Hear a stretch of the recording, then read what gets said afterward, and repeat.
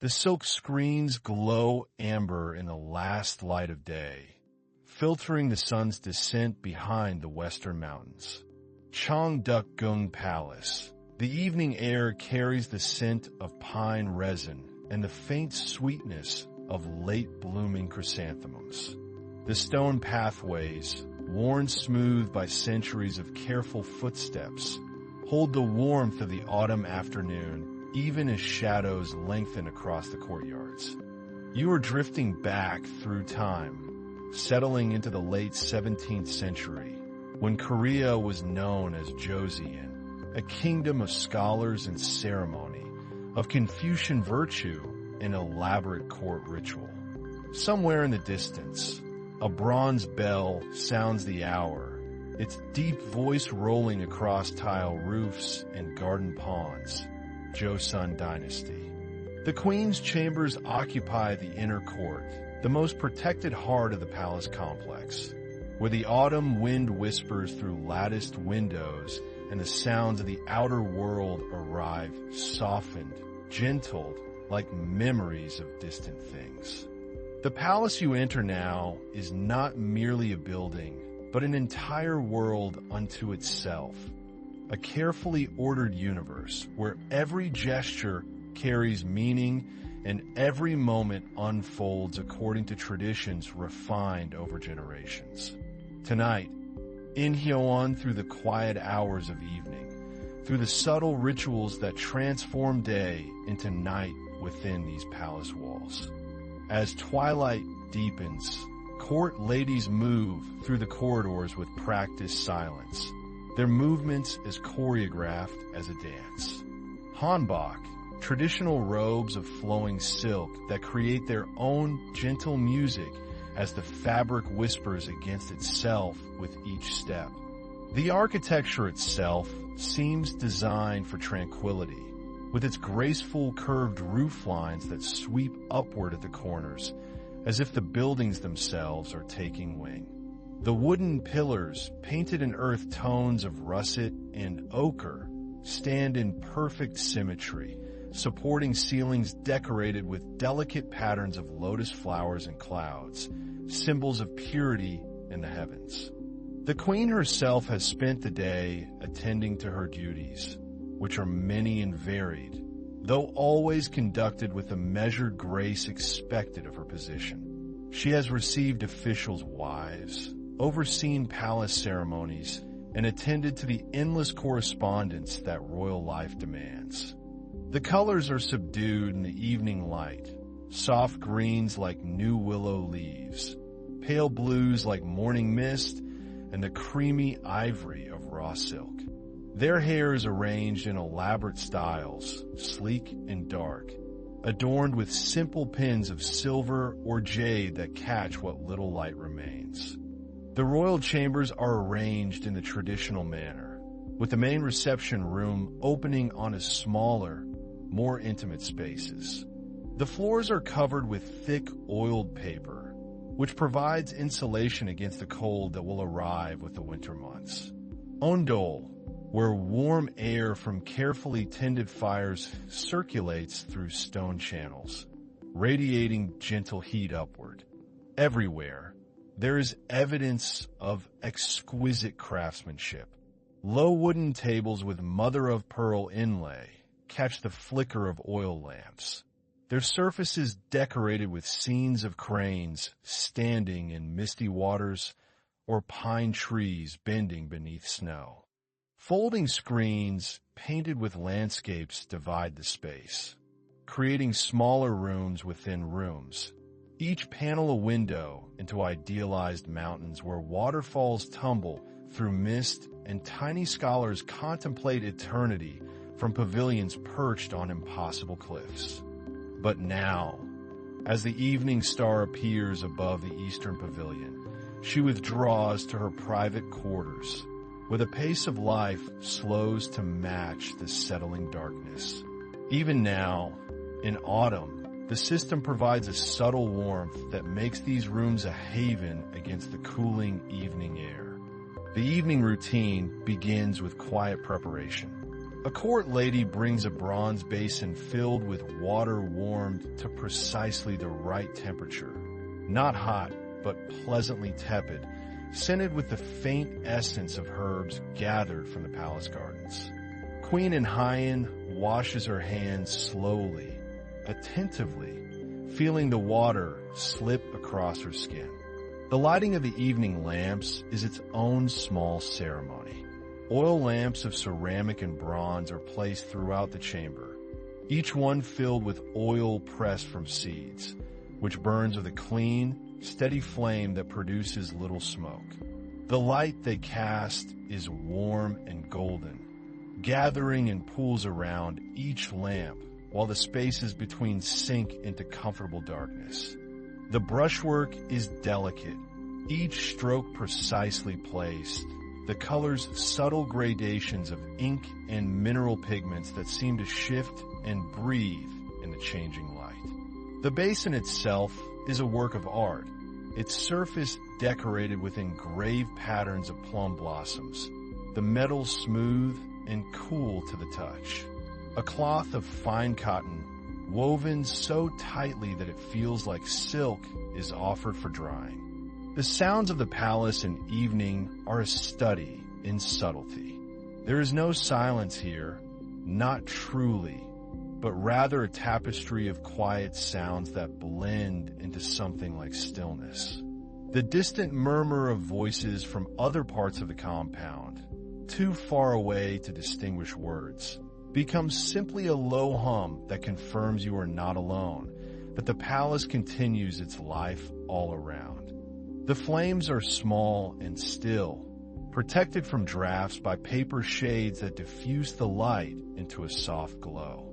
In this illumination, everything appears gentler, more dreamlike, as if the room itself is gradually transitioning from the world of waking to the realm of sleep. Queen Inhyeon's evening garments are brought forth by her most senior attendant, a woman who has served the queen for many years. These nighttime robes are different from the formal attire of the day, simpler in construction, but no less refined in quality. The rustle of silk as court ladies move about their duties, the soft tap of wooden shoes on stone pathways, the occasional call of a night bird from the gardens, the whisper of wind through pine branches beyond the walls, water trickling in a stone basin. All these sounds together create not noise, but a kind of acoustic blanket, comforting in its consistency. The process of changing clothes is slow and methodical. Each garment removed and carefully folded, each new piece put on with attention to how it drapes and falls. There is no hurry here, no urgency. The attendants move with the assurance of long practice, their hands gentle and efficient. The silk is of the finest grade, woven so carefully that the fabric seems to flow like water, settling against the skin with barely any weight at all. The color is a pale cream, almost white, embroidered at the collar and cuffs with delicate patterns of bamboo leaves rendered in thread only slightly darker than the silk itself, visible primarily as a texture rather than a contrast. The queen's hair, which has been arranged all day in the formal style required for court, is now loosened. The ornaments are removed one by one, each hairpin and decoration placed carefully in a lacquered box inlaid with abalone shell that shimmers green and purple in the lamplight. They have performed these same motions countless times, and the routine itself becomes almost meditative, each step following the next in inevitable succession. The hair is then gently combed using a comb made of wood, its teeth smooth and perfectly spaced.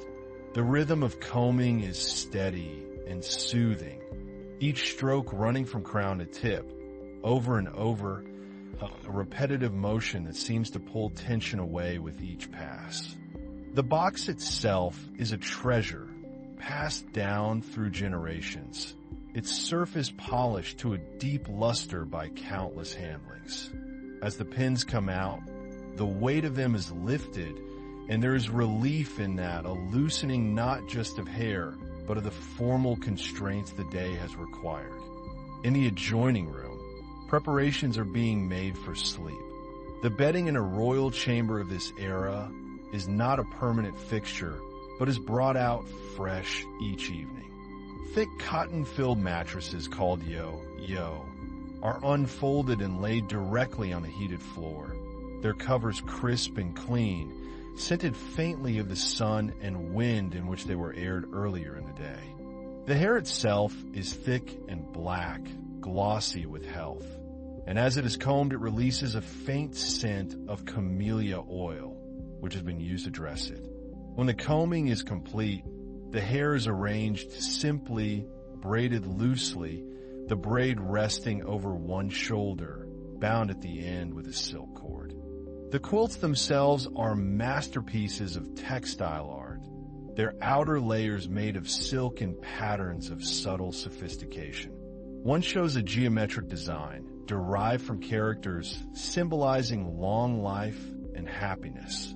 Another depicts a simplified landscape of mountains and water, rendered in shades of blue that range from the palest sky color to deep midnight. The mattresses are layered, creating a sleeping surface that is both firm and yielding, supportive yet comfortable. Over this, silk quilts are arranged, their weight substantial enough to provide security and warmth without being heavy or oppressive. Pillows in the traditional style are quite different from what you might expect. They are small and firm, designed to support the neck while allowing the elaborate hairstyles of the day to remain intact during sleep. Made of wood or porcelain, padded on top with silk cushions, they require some adjustment for modern sensibilities, but within the context of their time, they represent the considered evolution of comfort balanced with practical necessity. Before retiring, Queen Inhyeon spends a few moments in quiet contemplation. There's a small Buddhist shrine in her private quarters, a simple altar with a bronze incense burner and a devotional image. Though Buddhism at this time in Joseon exists in a complicated relationship with the officially endorsed Confucianism of the court, the practice of her faith must be private, personal, conducted in these quiet moments away from official eyes. She lights a stick of incense, the kind made from powdered sandalwood and herbs, pressed together and dried. The stitching that holds the layers together is done by hand. Thousands of tiny stitches worked in patterns that add both strength and decoration, creating a subtle texture across the surface. For someone who has grown up sleeping on such pillows, they provide exactly the right support, keeping the head at the proper angle, preventing the morning stiffness that comes from poor positioning. Outside the chamber windows, the palace gardens have transformed under the rising moon. Cheondeok is famous for its gardens, which follow the natural contours of the land rather than imposing geometric order upon it. Unlike the formal gardens of European palaces, with their straight lines and clipped hedges, these gardens work with the existing landscape, enhancing what is already there. The smoke rises in a thin stream, its scent woody and slightly sweet, and she watches it drift upward toward the ceiling, her thoughts turning inward, releasing the concerns of the day. Tonight, the moon is past full, still bright enough to cast distinct shadows, turning the garden into a landscape of silver and black. The pond at the garden's center reflects the moon's light, its surface occasionally disturbed by the movement of fish beneath, the ripples spreading outward in concentric circles that distort the reflected sky. Paths wind along hillsides, following the easiest route, revealing new vistas at each turn. Pavilions are placed where the view is most pleasing, where one can sit and contemplate the changing seasons reflected in the pond's still surface. Buyongyung, which sits at the pond's edge, is visible from the Queen's windows. By day, it serves as a place for contemplation and literary pursuits, where scholars gather to compose poetry and discuss philosophy. By night, it stands empty and elegant, its wooden structure seeming to float above the water, its reflection doubling it in the pond below. In the palace kitchens, even now being cleaned and put to rest for the night, the day's labors have concluded. The royal kitchen is a complex operation with separate areas for preparing different types of dishes, each with its own set of specialized tools and staff. The preparation of royal meals follows strict protocols with multiple layers of testing and approval to ensure safety. The trees, carefully pruned and trained over decades, create natural sculptures against the night, their branches reaching upward and outward in patterns that please the eye and calm the mind. The moonlight catches the edges of its tile roof, outlining it in silver, making it appear almost ethereal, like something from a painting rather than a solid structure. This evening, the Queen dined on a modest meal by royal standards. There was rice, of course, the foundation of every meal, steamed until each grain was separate and tender, served in a bronze bowl that kept it warm. There were side dishes, banchan, small portions of various preparations. But beyond the security measures, there is also an attention to seasonal appropriateness, to nutritional balance, to the aesthetic presentation that makes each meal not just sustenance, but an expression of cultural values. The eating itself was conducted with the same measured grace that characterizes all royal activities. The utensils are metal, spoons, and chopsticks of fine quality, which tradition held could detect certain dangers. The movements of eating are small and precise, efficient without haste, each bite taken with full attention. Kimchi made from cabbage at the peak of autumn harvest, fermented just long enough to develop complex flavors without becoming too sour. Spinach dressed with sesame oil and garlic. A delicate fish stew with white fish and radish in a clear broth seasoned with subtle precision. Fresh pear, sliced thin, served as both palate cleanser, a gentle dessert. After the meal, tea was served, though not the heavy black teas of other cultures. Instead, it was a light infusion made from roasted barley, buri cha, served warm but not hot, in small ceramic cups that fit perfectly in the palm of the hand. The tea has a mild, nutty flavor, gentle and cleansing, and is believed to aid in digestion and promote restful sleep. Now, as the evening deepens toward true night, the palace settles into its nocturnal rhythm. The day staff retire to their quarters, replaced by night attendants who will remain alert throughout the dark hours, ensuring safety and responding to any needs that might arise. There is conversation, but it is quiet, unhurried, focused on pleasant topics, the kind of talk that aids digestion and prepares the mind for rest. The cups themselves are the work of a skilled potter.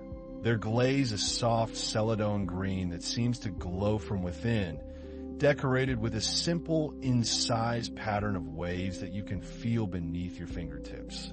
The sounds change with the shift from evening to night. The daytime birds fall silent, replaced by night creatures. An owl calls from somewhere in the hills beyond the palace walls, its voice rising and falling in that distinctive pattern that has marked the night in Korea for millennia. Their presence is discreet, almost invisible, but knowing they are there provides a sense of security that allows for deeper rest. In her chamber, Queen Inhyeon performs one final ritual before sleep. She writes a few lines in her private journal, using an ink stick to grind fresh ink on a stone, mixing it with water to just the right consistency. The grinding itself is meditative The circular motion of the stick against stone, the gradual darkening of the liquid as more pigment is released. Insects provide a steady background chorus, their chirping and clicking creating a sound so constant it becomes almost like silence, noticed only when it stops. The wind picks up slightly as the temperature drops, moving through the eaves with a soft sighing sound that seems to breathe in rhythm with the palace itself. Her writing is private, thoughts and observations meant for no one but herself. Perhaps she records the day's events, the meetings attended, the decisions made. Perhaps she writes of the changing season, noting the first fallen leaves she observed in the garden, or the angle of sunlight through the screen at midday. When the ink is ready, she takes up her brush, a slender instrument of bamboo and animal hair, Hangul, the Korean alphabet created during the Joseon period to make literacy more accessible. When she finishes, she cleans her brush carefully, wiping it with a cloth until no ink remains, then reshaping the bristles to a point. The brush is then placed in a simple holder, ready for tomorrow's use. The ink is covered to prevent it from drying out. Perhaps her thoughts turn to more personal matters, to feelings and hopes that have no place in her public role, but that need expression nonetheless. Whatever she writes, the act itself is calming. The flow of ink on paper, the formation of each character, the way the words capture and contain the day's experiences, allowing them to be set aside. The lamps are now extinguished one by one, starting with those farthest from the sleeping area and working inward. Each flame is blown out gently, the light withdrawing in stages, allowing the eyes to adjust gradually to increasing darkness. Everything in its place, everything properly cared for, these small acts of maintenance that honor the tools and prepare them for future service. Queen Inhyeon settles on her sleeping mat, feeling the gentle warmth from the heated floor beneath. The weight of silk quilts above. The pillow supports her neck at the familiar angle. Her body begins to release the day's tensions, muscles loosening, breath deepening. The last lamp remains lit, its flame reduced to the smallest point, enough to provide a reference in the dark should anyone need to move about, but not so bright as to disturb sleep. It will be allowed to burn itself out naturally, its oil carefully measured to last exactly until dawn. The palace around her breathes and settles, an enormous living thing finding its rest. Roof tiles shift with temperature changes, making small sounds. Wood beams contract slightly in the cooling air, creaking softly. The heated floor radiates its gentle warmth upward. Guards make their rounds along distant pathways, their footsteps marking the passage of the night watches. Queen Inhyeon's sleep deepens as the night progresses, her breathing becoming even slower and more rhythmic. The palace continues its nocturnal existence around her, the sounds growing more sparse and distant as the night watches progress. Around her, the chamber is now mostly dark, with only that one small lamp casting its gentle glow, and the moonlight filtering through the paper windows, creating a soft luminescence that seems to come from everywhere and nowhere. In the quarters of other court members, similar rituals of sleep preparation are taking place, hundreds of people settling into rest within these protective walls. She remembers mornings from before, from when she was still a young woman of her birth family, not yet the queen, but already being prepared for the possibility. Those mornings began differently, in a smaller chamber, with different sounds filtering through different windows. In this state between waking and deepest sleep, memories drift through her consciousness like leaves on water, images from earlier times surfacing unbidden, then sinking again into the depths. Even then, mornings began early. The household would stir before dawn, and she would wake to the sounds of servants beginning their work, water being drawn from the well, the kitchen fires being lit. Her room was warmed by an ondal heating system, the same principle as in the palace, but on a smaller scale, the flues beneath the floor carrying heat from the kitchen fires to warm the sleeping areas. The estate where she grew up was substantial, but nothing like the palace, and her quarters reflected her status as the daughter of an important Yongband family, the scholar official class that formed the educated elite of Joseon society.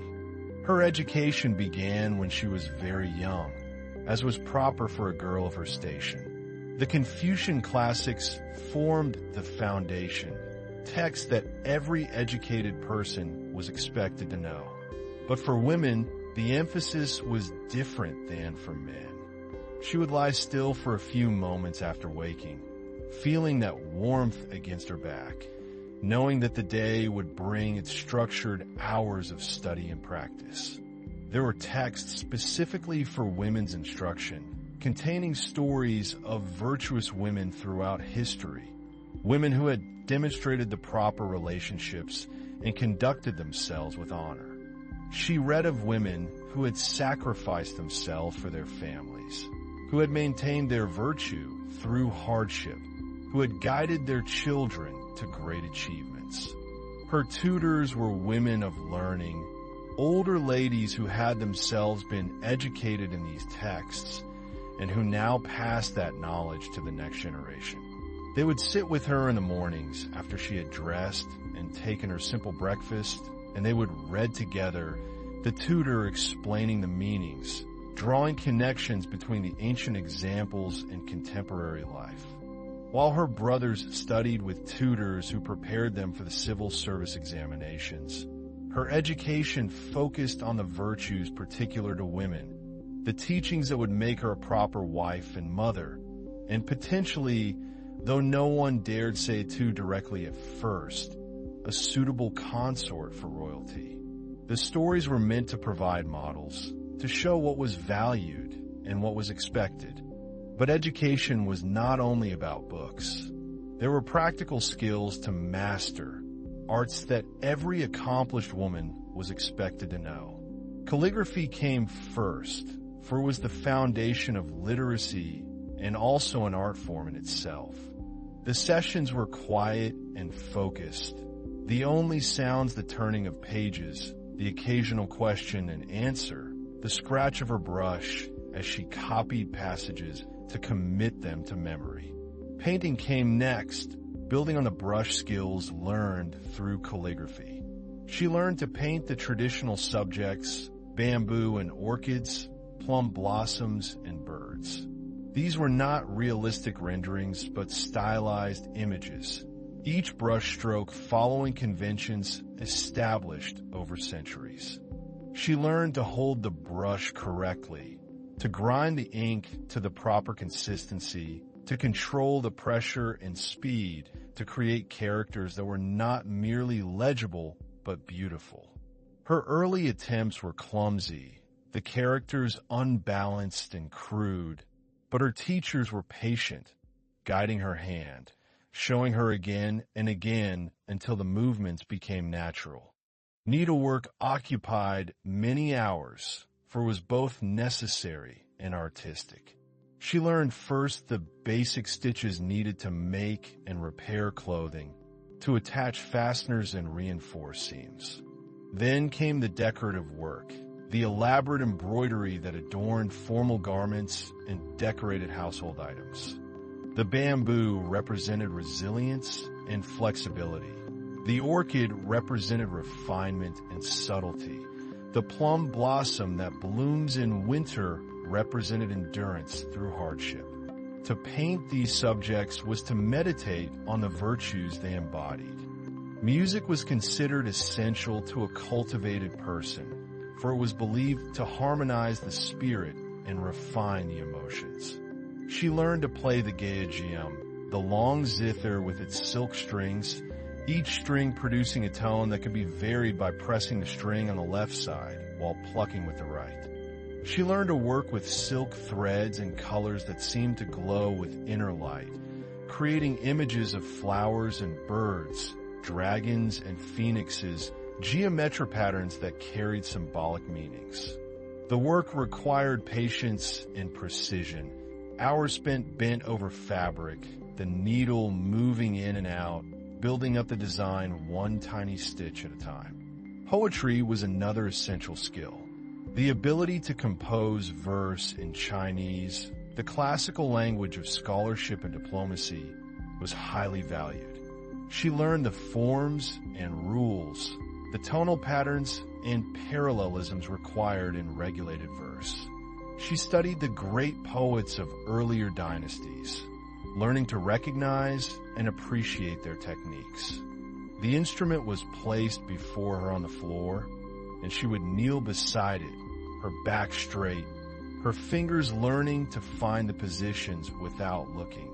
The melodies she learned were ancient, slow, and contemplative pieces that were meant to induce reflection rather than excitement. There was also Korean poetry written in Hangul, the phonetic script. While Chinese was the language of formal scholarship, Korean allowed for more personal expression. And there was a tradition of women's poetry in Hangul that dealt with domestic life and emotional experiences that were not typically addressed in Chinese verse. All of this learning took place in the context of strict propriety. Her movements were constantly monitored and corrected.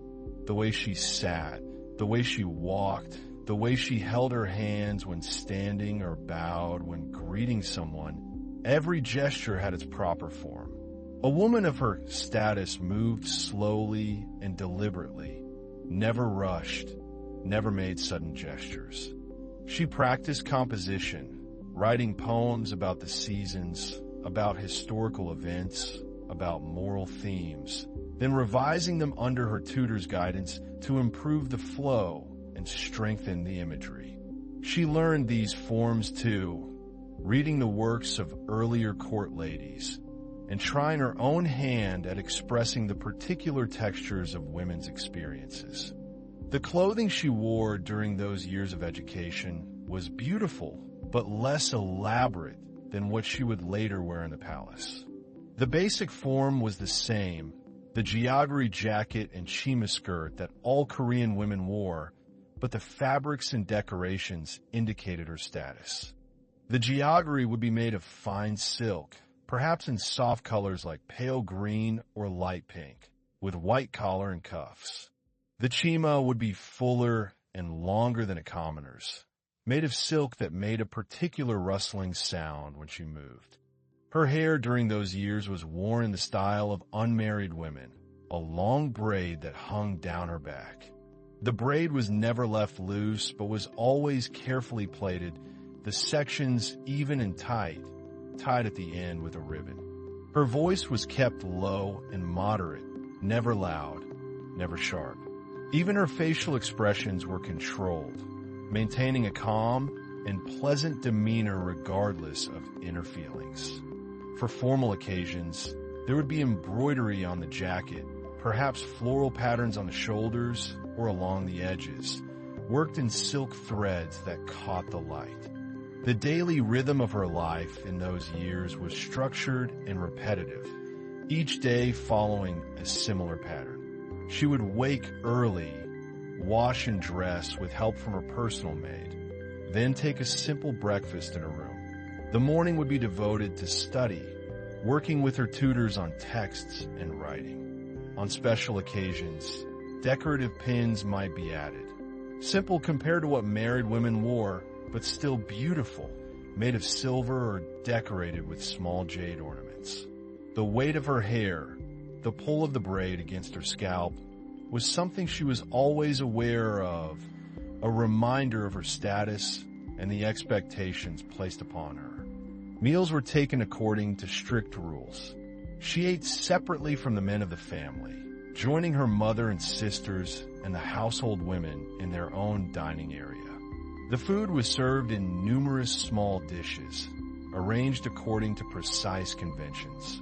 Rice was central, always white rice of good quality, served in a brass bowl that was never filled to the brim. The middle of the day might involve needlework or painting, practical work that produced tangible results. The afternoon often included music practice, the sound of the Gyeogeum filling her chamber. Evening brought lighter activities, perhaps reading for pleasure or conversation with female family members. She learned to eat properly, taking small amounts on her spoon or with her chopsticks, chewing slowly and completely before taking more. Conversation during meals was minimal and quiet, focused on pleasant topics, never on anything disturbing or controversial. She was taught to finish everything in her bowl, to waste nothing, but also never to appear too eager or to eat too quickly. Throughout all of this, there was an awareness that she was being prepared for something beyond ordinary life. Her family was well-connected, her father holding a position in the government, and there were already whispers that she might be considered as a potential royal consort. Soup accompanied every meal, along with kimchi and various side dishes of vegetables and occasionally fish. Meat was less common, reserved for special occasions. The dishes were well seasoned, but not extremely spicy, balanced in flavor and appearance. The bowl, when emptied, should look as clean as when it was filled, no grains of rice stuck to the sides, no drops of soup spilled.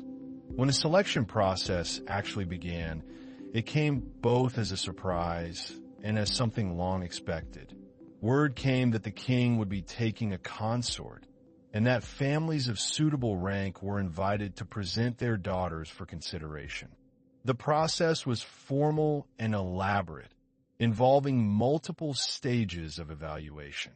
First came the submission of family records, proving lineage and status. This possibility was never discussed directly with her, but she understood it from the particular care taken with her education, the emphasis on perfection in every skill, the way visitors would observe her and comment on her accomplishments and demeanor.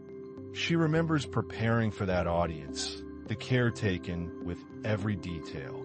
Her hair was arranged in the style of unmarried women, but with particular attention to neatness and symmetry.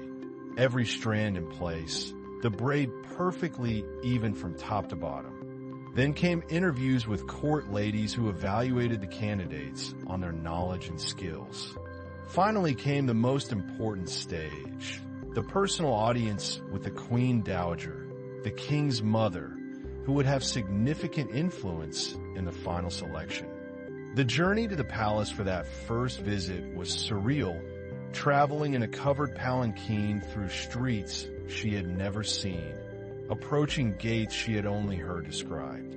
The palace complex seemed enormous, walls stretching in every direction, buildings with sweeping curved roofs, courtyards paved with stone.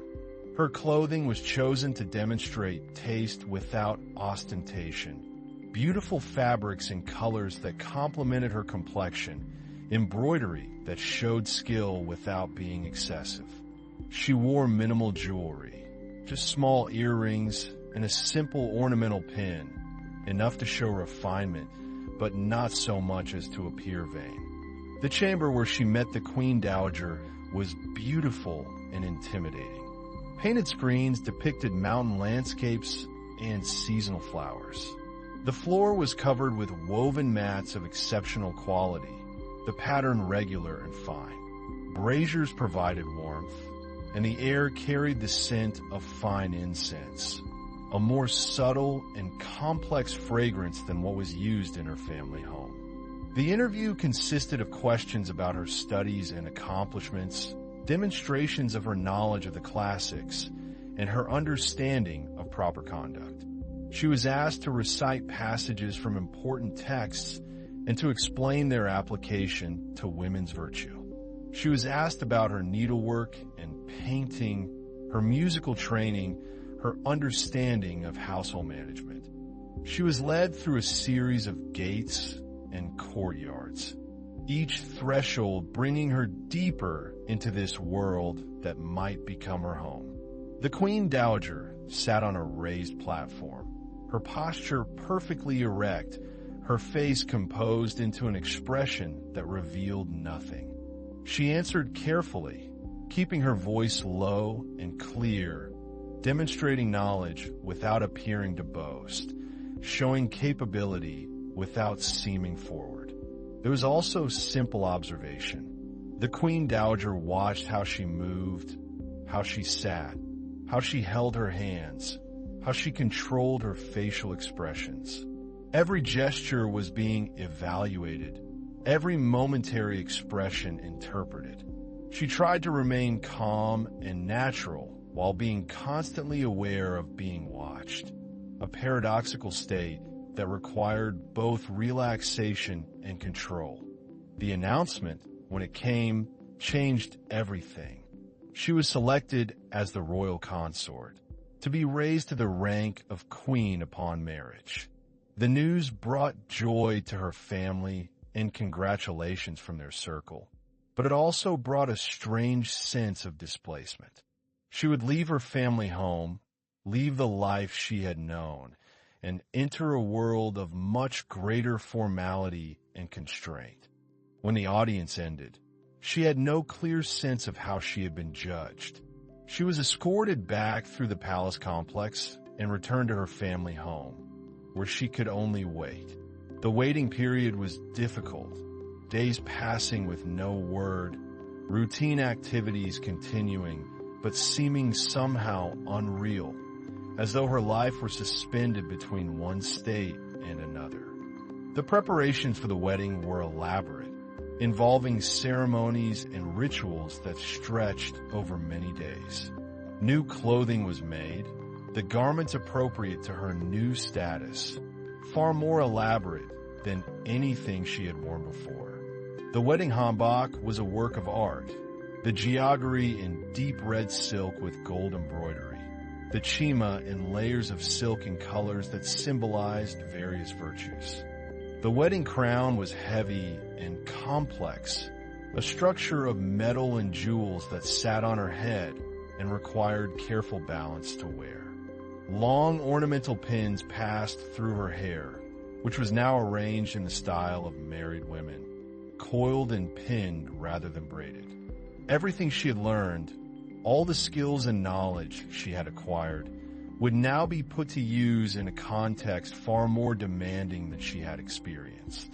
The embroidery depicted phoenixes and peonies, symbols of royalty and prosperity, worked in gold and colored threads that seemed almost to glow. The wedding ceremony itself was a blur of ritual and observation. She remembers the formal procession, being carried in a palanquin through the palace grounds to the ceremony site. She remembers the elaborate bows exchanged with the king, each bow performed according to precise specifications, the angle and duration and placement of hands all following rules established long ago. The pins had decorative ends, small jade or amber ornaments that would move slightly when she turned her head, catching the light. The weight of all this ornamentation, the crown and pins, and the multiple layers of clothing was something she had to learn to manage, moving carefully to keep everything in place. And then, suddenly, she was queen, her life transformed in a single day from that of a noble family's daughter to the consort of the ruler of the kingdom.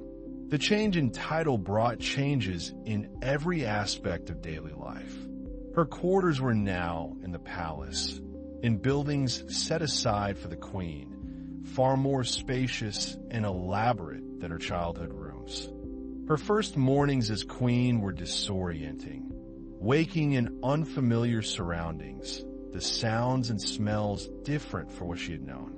But the basic structure was similar to what she had experienced before, just elevated and made more formal. She still began the day early, still followed a routine of washing and dressing, study and practice. The morning ritual of dressing became far more elaborate. As a daughter in her family home, she had dressed with the help of one maid, the process taking perhaps half an hour. As queen, the process involved multiple attendants and could take considerable time, depending on the formality of the day's activities. She remembers the witnesses, rows of officials and court ladies, all watching silently as the rituals were performed. The number of attendants serving her increased dramatically, each with specific duties, all following protocols established over generations. But now every action had witnesses, every choice was significant, every moment was lived in awareness of her position. The process began with her undergarments, white silk that was changed daily, the fabric smooth and cool against her skin. These were tied with narrow bands, fitted but not tight, allowing freedom of movement while maintaining proper modesty. Next came the jeoggery, the short jacket that was the upper part of the traditional Korean outfit. As queen, her jeoggery would be made of the finest silk, in colors appropriate to the season and occasion. For ordinary days, it might be pale green or soft blue. For formal occasions, it might be deep red or rich purple. Each garment was carefully selected and prepared, laid out in order, every detail checked and rechecked. Over these came the sakama, the underskirt, usually white or pale colored, full enough to create the proper silhouette for the outer skirt that would go over it. The jeoggery was fitted to her carefully, the attendants checking that the collar sat properly, that the sleeves hung at the correct length, that the decorative ties were arranged symmetrically. The ties at the front of the jeoggery were made of silk cord, often in contrasting colors, and they were tied in a specific way, creating a decorative knot that was both functional and beautiful. Over the sakama came the chima, the outer skirt. This was a substantial garment, made of multiple panels of silk that created a full, graceful shape. The waistband sat high, just below the bust, and was tied with wide bands that wrapped around the body and tied in front, the ends hanging decoratively. The fabric would be embroidered, the patterns chosen for their symbolic significance. Flowers for beauty and virtue, birds for felicity and grace, abstract patterns for longevity and prosperity. The knot had to be neither too tight nor too loose, positioned at exactly the right height, the ends hanging to the proper length. The colors and patterns of the chima were chosen with great care. Certain colors were appropriate for certain occasions, and the hue and intensity carried meanings. Deep colors suggested formality and seriousness. Light colors suggested gentleness and approachability. For formal occasions, additional layers might be added. The wonsam was an overgarment worn for important ceremonies, a long robe with wide sleeves and elaborate decoration. It was made of stiff silk that held its shape, creating an imposing silhouette. The color was usually deep red or blue, with extensive embroidery in gold thread depicting dragons and phoenixes, symbols of the king and queen. The skirt fell in soft folds to the floor, the hem just touching the ground when she stood, lifting slightly when she walked. Patterns might include embroidered bands at the hem, or scattered motifs over the entire surface, or remain plain to let the beauty of the fabric speak for itself. Her hair, now that she was married, was worn in a different style than in her maiden days. Instead of a single braid, it was gathered and coiled into an arrangement that sat low on the back of her head, secured with numerous pins. The process of arranging her hair was delicate and time-consuming. The hair was then divided into sections, each section handled separately. Some hair was left at the sides to frame her face, but most was gathered at the back. The gathered hair was twisted and coiled, building up the arrangement in layers, each layer secured with pins before the next was added. The embroidery was raised, the stitches built up in layers to create a three-dimensional effect, the gold thread catching every flicker of light. Her attendants would first brush it thoroughly, using wooden combs with wide teeth, working out any tangles, then combs with finer teeth to create perfect smoothness. Additional ornaments might be added depending on the formality of the occasion. There were pins with decorative heads shaped like flowers or butterflies, their enamel colors bright against the dark hair. There were long pins with dangling ornaments, small jade pieces or tiny bells that would chime softly when she moved. The weight of all this ornamentation was significant, the crown and pins and jewelry combining to create a burden that she could feel on her head and neck. Moving required care to keep everything balanced. The pins were not merely functional but decorative, made of precious metals and sometimes set with jewels or jade. Important pins would pass horizontally through the arrangement, securing everything firmly. For the most formal occasions, there was the crown, a complex structure of metal framework supporting jeweled ornaments, so heavy that it required careful balance to wear without strain. Quick movements were impossible, but quick movements would have been improper anyway, so the weight of the ornaments served as a physical reminder to move with the slow grace expected of a queen. The journey to the Queen Dowager's quarters was itself a ritual. She did not walk alone, but was accompanied by a procession of attendants, court ladies walking ahead and behind, servants carrying items that might be needed, guards ensuring the path was clear and proper. Once dressed, she would proceed to the first activities of the day. One of the most important regular duties was the morning greeting to the Queen Dowager, the king's mother, who held great authority in the palace. This ritual took place soon after dawn, before the morning meal, in the Queen Dowager's quarters in another part of the palace complex. The Queen Dowager's quarters were more spacious and ornate than even the Queen's own chambers, reflecting her senior status. The main reception room was large, with painted screens along the walls depicting elaborate garden scenes with rocks and water, flowering trees, and pavilions. The Queen Dowager would be seated on a raised platform at the far end of the room, her position elevated above everyone else's, emphasizing her authority. She would be dressed as formally as the Queen herself, her clothing perhaps even more elaborate, her jewelry more extensive.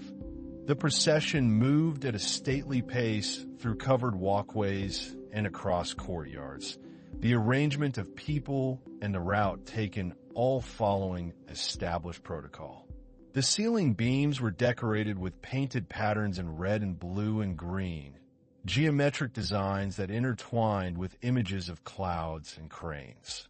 The greeting ritual was highly formalized.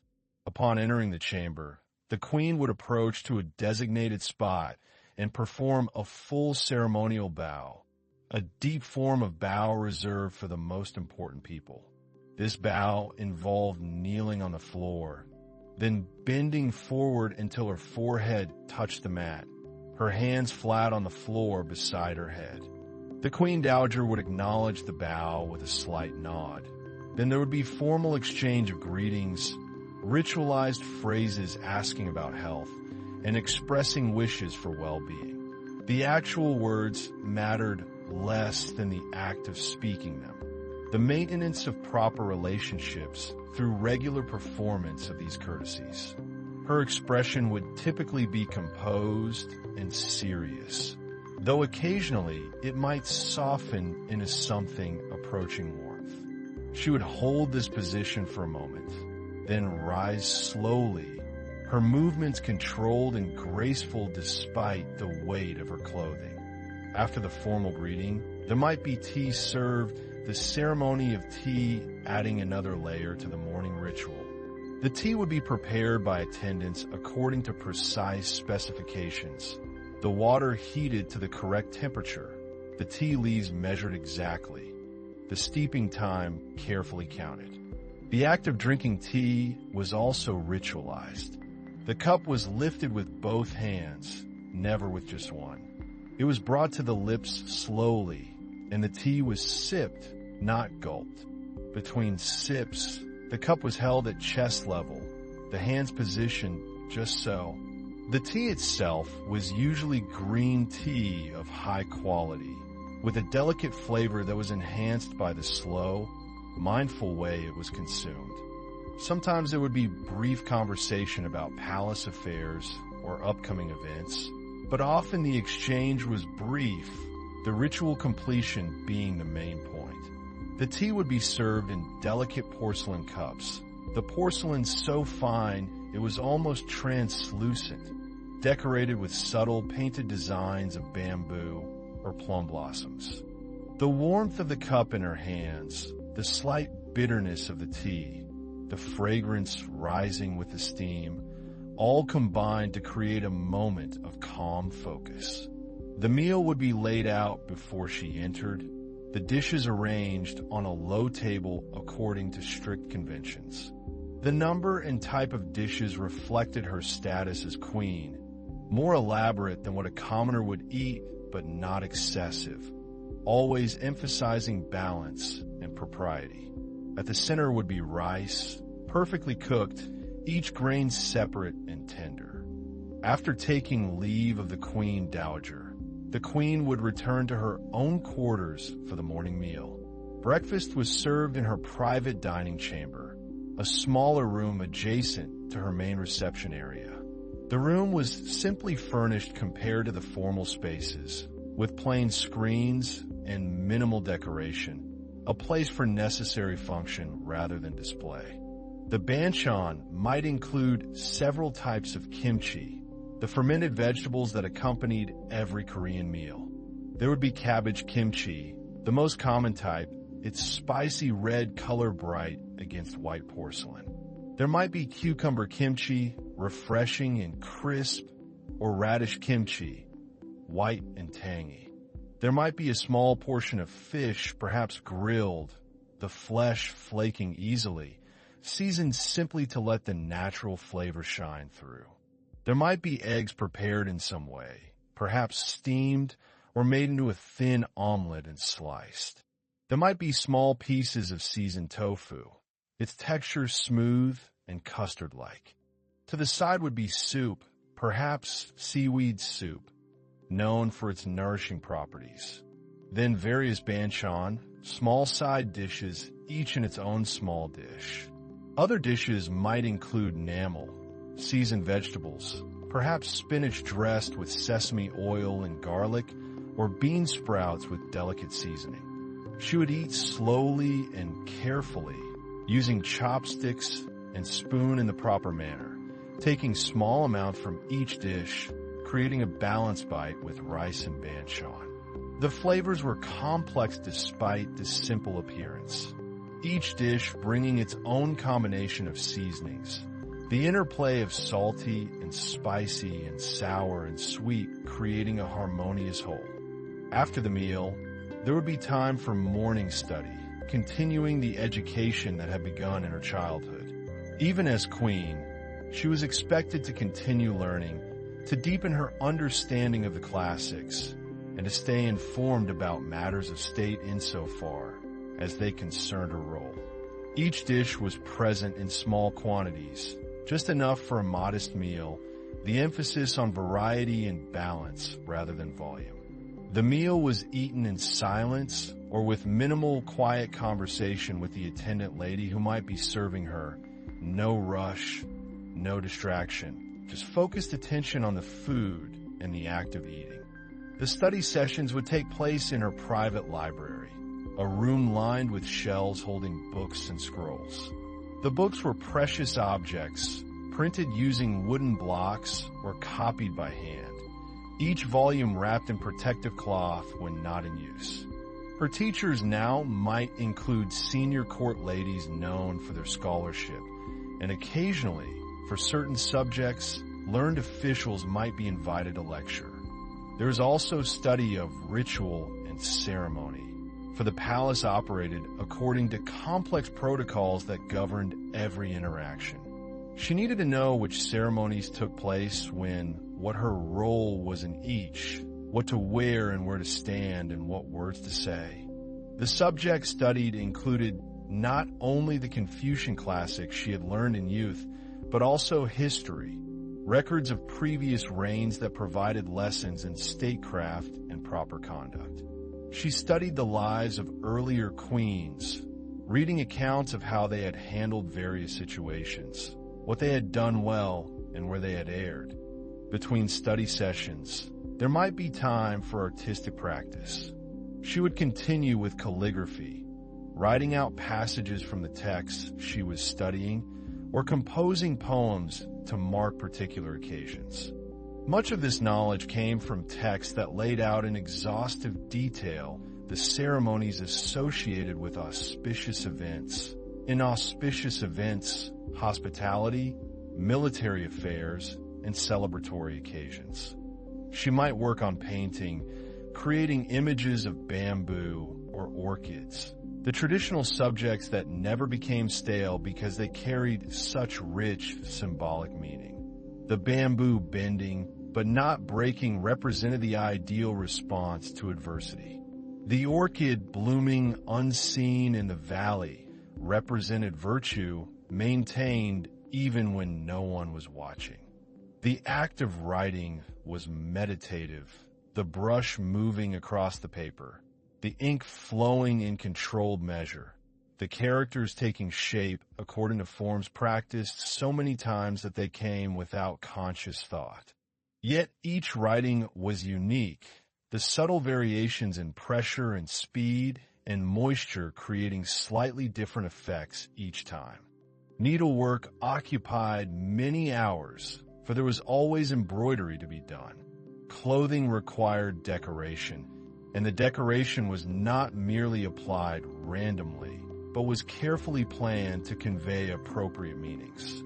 A geoggery might have phoenixes embroidered on the shoulders, worked in gold thread on red silk, the birds facing each other symmetrically, their tail feathers flowing gracefully. She might also embroider decorative panels to be mounted on screens or walls, images of flowers or landscapes that would beautify the palace chambers.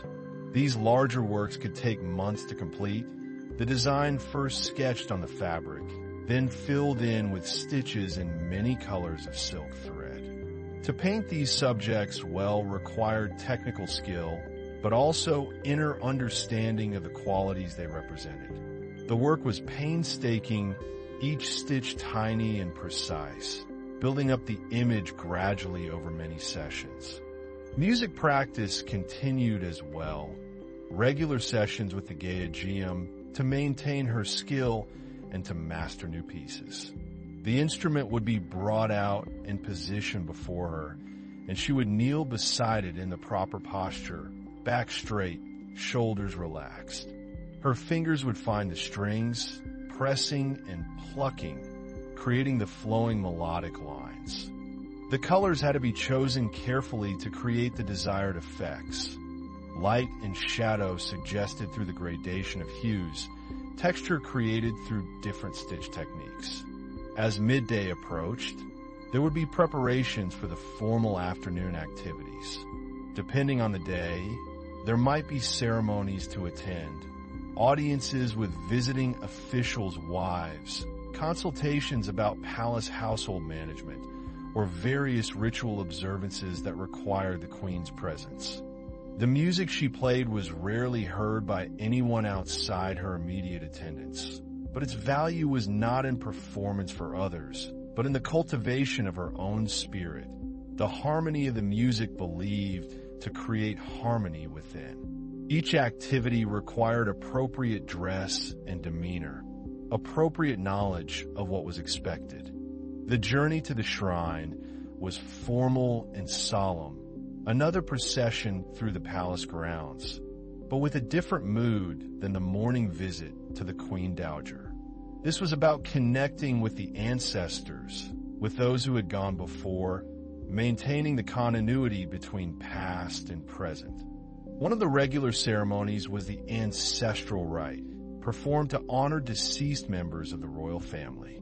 These rites took place in the Royal Ancestral Shrine, a separate complex within the palace grounds dedicated entirely to this purpose. The shrine buildings were long and low, with simple, elegant lines, the architecture emphasizing solemnity and respect rather than decoration or display. Inside the shrine, the atmosphere was hushed and sacred. The main hall was dim, lit only by natural light filtering through small windows and by candles on the altar. The altar itself was the focus of the space, a long table holding the memorial tablets of the deceased kings and queens, each tablet inscribed with names and dates, arranged in order of generations. The procession moved slowly, in complete silence except for the soft sounds of footsteps and the rustle of clothing. Before the tablets were offerings of food and drink, carefully prepared and presented according to ancient specifications. The offerings were presented one by one, each item brought forward and placed on the altar with a bow, then stepped back from with another bow. There was rice and soup, vegetables and fruit, rice wine in special vessels. The ceremony involved precise sequences of bows and offerings, movements choreographed long ago and maintained through tradition. The queen would take her designated position, performing the ritual bows at the appropriate moments, her movements synchronized with those of the other participants, everyone moving together as though following inaudible music. The arrangement of items on the altar followed rules about which foods went where, which vessels were used for which offerings, all of it loaded with symbolic meaning about the relationship between the living and the dead.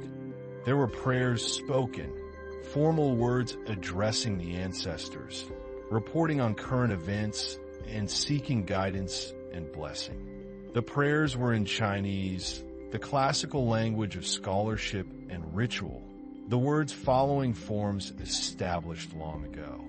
Incense was burned, the smoke rising before the tablets, carrying prayers and respect upward. The scent was different from the incense used in living quarters, heavier and more solemn, with notes of sandalwood and other precious woods.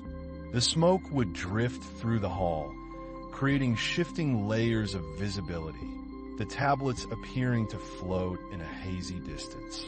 Even though most of the participants understood the general meaning, the specific words were less important than the act of speaking them, the maintenance of tradition and connection with the past.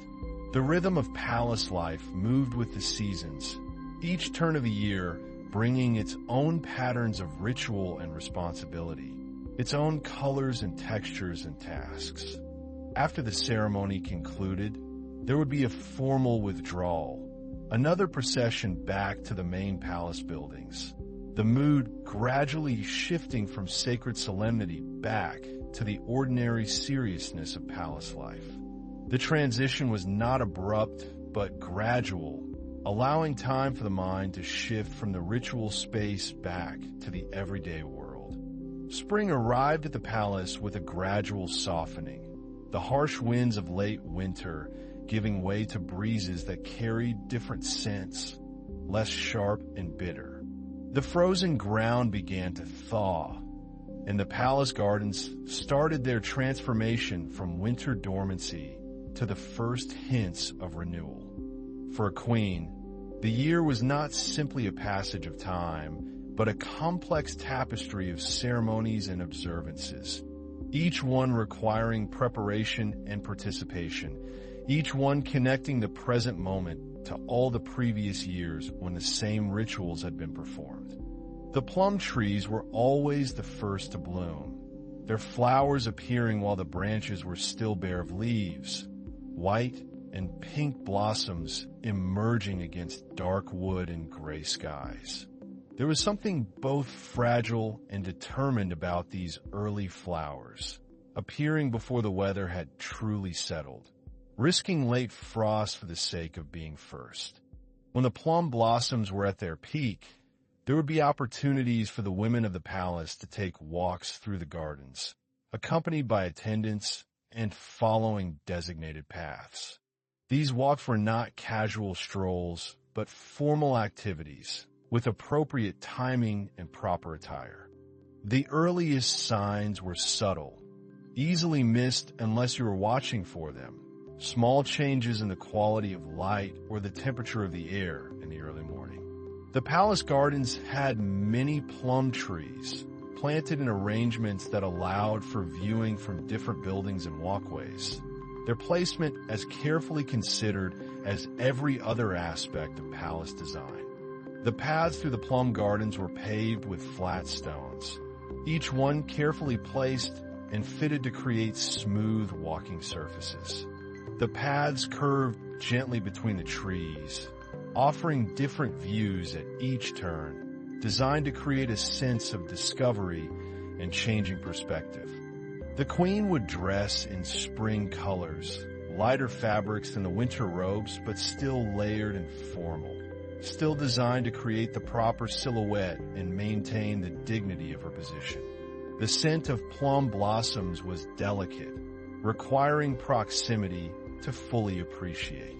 It was a clean scent, slightly sweet, but with an almost cool quality, like the air itself becoming fragrant. Walking slowly through the blooming trees, the queen could observe the individual flowers, each one perfect in its construction, 5 petals arranged around a center of delicate stamens. These spring walks were opportunities for moments of relative privacy, though privacy in the palace was always relative and never complete. The attendants would maintain a respectful distance, allowing the queen and perhaps 1 or 2 close companions to speak quietly among themselves. There would be pavilions positioned at scenic spots, small structures with open sides where one could sit and contemplate the blossoms, sheltered from the sun or a light rain, but still connected to the garden. Some trees had flowers so thick along the branches that the wood was barely visible, creating clouds of white or pink against the sky.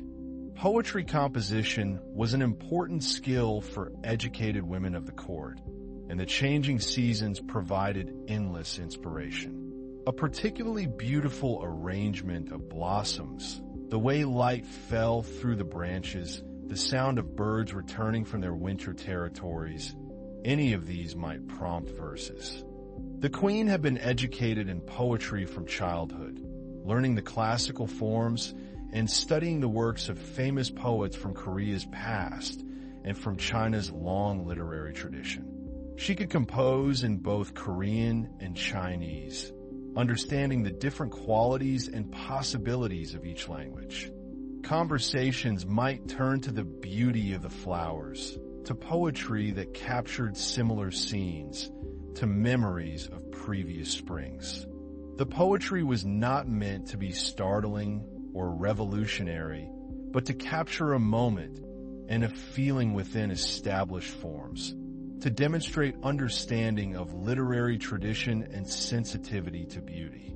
When a moment in the garden inspired verse, the queen might compose it mentally, turning the words over in her mind until they satisfied her sense of rightness. Or she might ask for writing materials to be brought so she could put the words on paper immediately.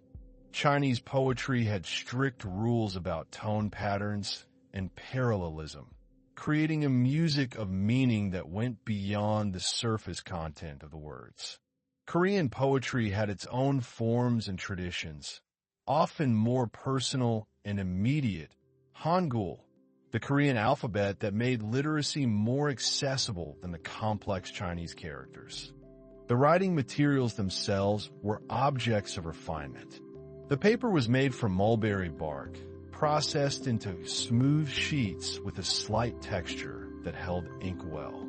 The best paper had a warm cream color and a subtle sheen. Its surface perfect for accepting brush strokes without bleeding or feathering. The act of writing itself was an art form.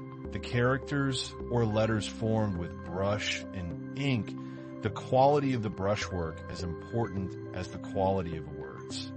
Good calligraphy required years of practice, the development of muscle memory and aesthetic judgment, the ability to create characters that were both correct and beautiful. The inkstone was usually made of slate or another fine-grained stone, with a smooth grinding surface and a shallow well where the liquid ink collected. The process of grinding the ink was meditative. The circular motion of the stick against the stone, the gradual darkening of the water, the control of consistency. The ink was made from ink sticks, solid blocks of compressed soot and binding agents, ground against an inkstone with a small amount of water to create liquid ink of the desired darkness and consistency. The brushes were made from animal hair set into bamboo or wooden handles, different types of hair creating different qualities of line. Soft brushes made from sheep or goat hair created flowing, graceful strokes, good for cursive styles. Stiffer brushes made from weasel or rabbit hair allowed for more precise control, better for formal script styles. Too much water and the ink was weak and gray. Too little and it was thick and difficult to use.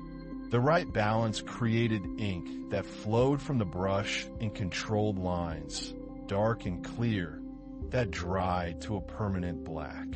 Writing poetry in the garden, the queen would be surrounded by the very beauty that inspired the words. The scent of the blossoms, the sound of wind moving through the branches, the play of light and shadow on the ground. All of it became part of the experience of creation. A practiced calligrapher could create different effects by varying the pressure on the brush, the angle of the bristles, the speed of movement, each character becoming a small performance of controlled energy. As spring progressed, other flowers began to bloom in succession. Azaleas covered the hillsides beyond the palace walls with waves of pink and purple. Peonies in the formal gardens opened their elaborate blooms, so full of petals they seemed barely able to support their own weight. Iris appeared along the edges of lotus ponds, their elegant forms reflected in still water. The palace gardeners worked throughout the spring, maintaining the carefully designed landscapes, removing winter debris, pruning and shaping, planting and transplanting. The gardens were not wild or natural, but highly controlled environments where every element served a purpose in the overall design. The finished poem might be shared with companions, read aloud for their appreciation, or it might be kept private, folded and stored among personal papers, a record of a particular moment of awareness and feeling. Each flower had its season, its meanings and associations, its place in the cultural vocabulary of beauty and symbolism. Water features were important elements in Korean garden design. Lotus ponds, their surfaces covered with large circular leaves and dotted with flowers in summer, were places of contemplation and cooling in the heat. The lotuses were loaded with symbolic meaning, their ability to grow from mud into pure beauty, making them emblems of transcendence and enlightenment. Even what appeared spontaneous was usually planned. Trees positioned to frame particular views, rocks placed to suggest natural formations while actually following aesthetic principles.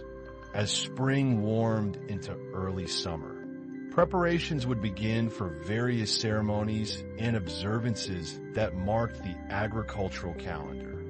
though the palace was removed from direct involvement in farming. The royal family's connection to the land and its productivity was symbolically important. Small streams might run through garden areas, their courses shaped and directed, sometimes disappearing under pathways only to emerge again. The sound of running water adding an auditory dimension to the visual beauty. The queen had her own agricultural responsibilities connected to sericulture, the raising of silkworms and production of silk. There was a ritual mulberry garden where the queen would ceremonially pick mulberry leaves to feed silkworms, a symbolic participation in the process that produced the fabric of her own clothing and that of the entire court. Summer brought intense heat and humidity to the palace, the air thick and heavy, the sun fierce in cloudless skies. The palace buildings, with their thick walls and small windows, stayed relatively cool, but the heat was still a presence, something to be managed and accommodated. The king participated in ritual plowing ceremonies, and there were prayers and offerings for good harvests, acknowledgement that the kingdom's prosperity depended on the success of the growing season. The ceremony was brief but significant, another way the royal family demonstrated their connection to the productive work that sustained the kingdom. Clothing shifted to summer fabrics, rami and hemp, woven loosely to allow air circulation, still layered but with thinner layers, still formal in construction but lighter in weight. The daily schedule adjusted for the heat, with important activities moved to the cooler hours of morning and evening, and midday becoming a time of rest and stillness.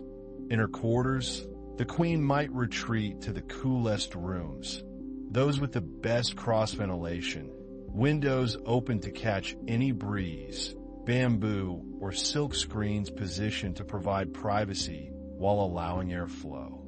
Summer afternoons had a drowsy quality, the heat pressing down, time seeming to slow. The sounds of the palace were muted, voices quieter, activities less vigorous. There might be the buzz of insects, the occasional call of a bird, the distant sound of someone moving through a corridor, but overall a sense of stillness, of waiting for the day to cool enough for normal life to resume. The queen might use this quiet time for reading works of history or philosophy, collections of poetry, Buddhist sutras. Reading was both a pleasure and a duty, a way to maintain and expand knowledge, to engage with ideas and traditions, to occupy the mind in worthwhile ways. During these hot hours, cooling foods were served, cold soups and fresh fruits, cucumber and melon, things that refreshed and hydrated. Water was flavored with fruits or edible flowers, served in ceramic vessels that had been kept in cool storage, the cups almost cold to the touch, condensation forming on their surfaces. The books themselves were beautiful objects, printed or handwritten on mulberry paper, folded into accordion-style bindings or stitched in the traditional Korean style, the pages protected by covers of heavier paper or silk-wrapped boards. The act of reading required good light, and in the dimmed rooms of summer afternoon, lamps might be lit despite the daylight outside, oil lamps with paper shades that diffused the light evenly, positioned to illuminate the page without creating harsh shadows or glare. Some books in the palace library were ancient, texts that had been copied and recopied through generations. The physical objects new, but the words reaching back hundreds of years. Others were more recent, historical records of the current dynasty, genealogies tracking the complex relationships of the royal family and important noble clans, administrative records, and court proceedings. The queen would sit in a formal but comfortable position, the book held at the proper distance and angle, her posture maintained even in this private activity, training and habit making formal bearing almost unconscious. The lotus ponds overflowed, their surfaces pocked with falling rain, the lotuses themselves seeming to float on pure water, their leaves shedding moisture in constant small cascades. As summer reached its peak, the rainy season arrived, days of heavy downpours that drummed on the ceramic tile roofs and poured from the eaves in curtains of water. The rain transformed the palace, the sounds of it omnipresent, the colors of the gardens intensifying to almost unnatural brightness, greens becoming impossibly vivid against gray skies and water-darkened wood and stone. The rain was necessary and welcome, filling reservoirs and feeding the gardens, but it also brought challenges keeping everyone indoors, making the humidity even more intense, creating dampness that had to be managed to prevent damage to fabrics and papers and wooden structures. Late summer brought the harvest season, a time of intensive agricultural work throughout the kingdom. At the palace, there were ceremonies giving thanks for the harvest, prayers for its completion and for the stores that would sustain people through the coming winter. After the rain, the air would be temporarily cooler and clearer, everything washed and fresh. These moments of reprieve were appreciated deeply. Windows opened wider to bring in the clean air, people emerging from buildings to move through corridors and courtyards while the conditions were pleasant. The autumn equinox was marked with ceremonies at the royal ancestral shrine, similar in structure to those performed at other times of the year, but with seasonal variations in the offerings, rice and fruits, and vegetables from the new harvest, the first and best of what the land had produced. These observances connected the court to the agricultural rhythms that governed most people's lives, acknowledgement of the dependence of everyone, even royalty, on the success of the harvest. The symbolism was clear, sharing the bounty with ancestors, giving thanks for abundance, maintaining the connection between past and present. As summer cooled into autumn, the palace gardens underwent another transformation. The heat-stressed greens of late summer gave way to the clear, sharp colors of fall. Jinkeo trees began to change, transforming from green to yellows and oranges and reds, creating brilliant displays that drew viewers to the gardens to witness the progression. Autumn was considered the most beautiful season by many.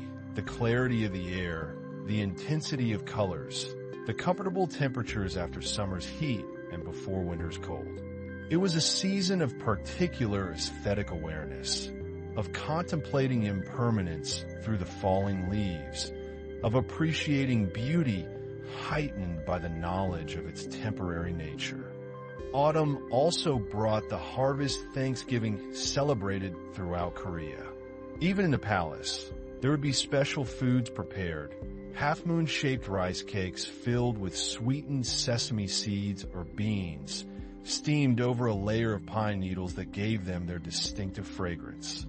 The queen might take walks through the autumn gardens much as she had through the spring plum blossoms. But the mood was different, more contemplative and tinged with a gentle melancholy. The falling leaves created carpets of color on the ground, the paths covered with red and gold, the sound of walking on dry leaves adding another sensory element to the experience. The palace would also observe the autumn full moon, an important marker in the lunar calendar. There might be evening gatherings to view the moon, perhaps accompanied by music and poetry. The full moon of early autumn considered especially beautiful, bright, and clear in the cool air. Music was an important element of court culture, with trained musicians performing at ceremonies and celebrations, but also providing entertainment and atmosphere at less formal gatherings. The instruments of Korean court music created sounds quite different from Western music, with different scales and rhythms. different aesthetic goals. The making of these rice cakes was a communal activity among the palace women, each person shaping the small cakes, the activity creating a sense of shared purpose and celebration. The queen might sit in a pavilion open to the sky, accompanied by attendants and companions, watching the moon rise and climb, its light transforming the familiar gardens into something mysterious and otherworldly. Gayajim, a stringed instrument similar to a zither, produced flowing melodic lines, its tone both bright and mellow. A skilled player could create subtle variations in pitch and timbre by varying the pressure on the strings, the music seeming to breathe and shift like something alive. The aim was not dramatic expression or individual virtuosity, but the creation of a refined, balanced sound that harmonized with the moment and the environment. The instrument rested on the floor or on a low stand, the player kneeling beside it, plucking the strings with fingers while the other hand pressed on the strings to create the desired pitches and effects. Daejeom, a large bamboo flute, had a deep, breathy tone that could seem to evoke wind itself, its sound carrying across open spaces. The musician controlled not just pitch, but the quality of the airflow, creating notes that could be pure and clear or textured with breathiness, each phrase shaped with subtle dynamics and timing. Listening to such music in the autumn evening, watching the moon rise while the sounds floated through the garden, the queen might feel a particular quality of peace, a sense of being exactly where she should be, doing exactly what she should be doing, part of a pattern that extended far beyond her individual life. Percussion instruments marked time and added depth, drums of various sizes creating rhythms that were complex but never hurried, bells and gongs adding points of brightness and clarity. The overall effect of court music was stately and meditative, music that supported contemplation rather than demanding active attention, that created an atmosphere rather than telling a story. As autumn progressed toward winter, preparations began for the cold months ahead. The palace heating system, ondol floor heating, required preparation and maintenance. The ondol worked by channeling heat from fires through passages under the floors, the floor's surfaces themselves becoming the primary heat source for the rooms above. The fires that heated the ondol system were tended carefully, fed with wood or charcoal. The smoke channeled through the underfloor passages and eventually vented through chimneys. The system required skill to operate effectively, maintaining the right temperature without using excessive fuel or creating dangerous conditions. These moments of harmony and rightness were perhaps among the most valuable experiences palace life could offer, compensation for the restrictions and burdens of the position. Different rooms had different heating capacities, with the most important chambers having more extensive systems that could maintain comfortable temperatures even in the coldest weather. As the ondol systems were fired up for the season, the palace would gradually warm from the ground up, the heated floors making even cold rooms comfortable for sitting or sleeping. The warmth was gentle and pervasive, quite different from the more localized heat of fireplaces or stoves. Winter clothing came out of storage, thick robes lined with fur or layers of silk padding, designed to provide warmth while maintaining the formal silhouettes required for court dress. The queen's winter robes were heavy, requiring help to put on and arrange properly, the weight of the fabric itself a constant presence. The palace had specialists responsible for managing the heating, monitoring temperatures, adjusting fuel inputs, ensuring safety. People would naturally gravitate to the warmest spots on the floor, arranging cushions and low tables over the areas of greatest warmth. But once dressed, the layers created their own warmth, trapping body heat. The high collars, and long sleeves protecting against drafts. The winter solstice was an important observance, marking the turning point of the year, the longest night followed by the gradual return of longer days. There were ceremonies acknowledging this cosmic turning, the movement of sun and earth through their ancient patterns, humanity's place within those patterns. Winter in the palace had a particular stillness, the gardens dormant. Many of the plants bare branches against snow or gray skies. The outdoor spaces used less frequently, life contracting inward to heated rooms and enclosed spaces.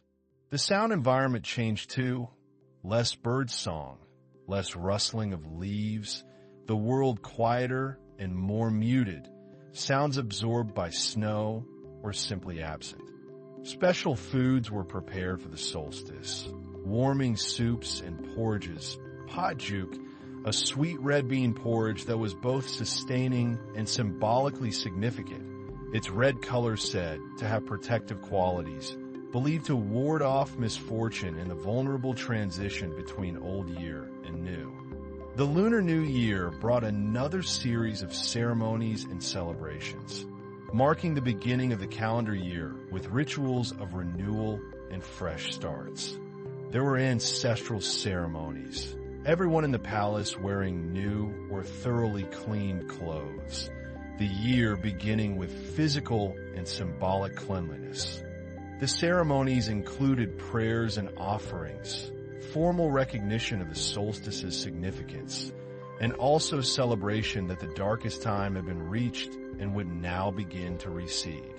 The porridge was thick and sweet, the red beans cooked until they broke down into a smooth consistency, sometimes with small rice cake balls floating in it. The warmth of the bowl welcome in the cold season. The New Year period was one of the few times when the normal, strict formality of palace life relaxed slightly, when there might be games and entertainments, when even adults might participate in activities that were playful and lighthearted. Special foods were prepared, tukguk, a soup made with thin sliced rice cakes. Eating the soup traditionally said to add a year to one's age. The shape of the rice cake slices like coins or links in a chain, representing prosperity and connection. For Queen Inhyeon, the cycle of seasons provided a rhythm and structure to the year, each season bringing its particular duties and pleasures, its characteristic sights and sounds and activities. These moments of relaxation were carefully bounded, scheduled and appropriate, but genuine within their limits. Opportunities for the tensions of palace life to ease briefly before normal routines resumed. The repetition of the cycle, experiencing the same ceremonies and observations year after year, created a deep familiarity, a sense of continuity with all the previous queens who had performed the same roles, worn similar robes, walked through the same gardens, noting the same seasonal changes.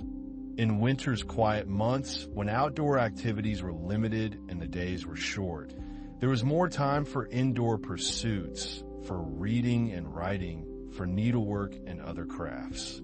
There was comfort in this continuity, in the knowledge that the patterns were larger than any individual life, that her participation in them connected her to past and future, made her part of something enduring. But there was also the poignant awareness of time passing. Each spring's plum blossoms a year older than the last time.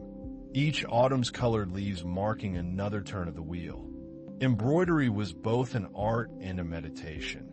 The repetitive motion of the needle moving through fabric, the gradual emergence of the pattern from blank background, the choices of color and texture creating effects that could be subtle or bold.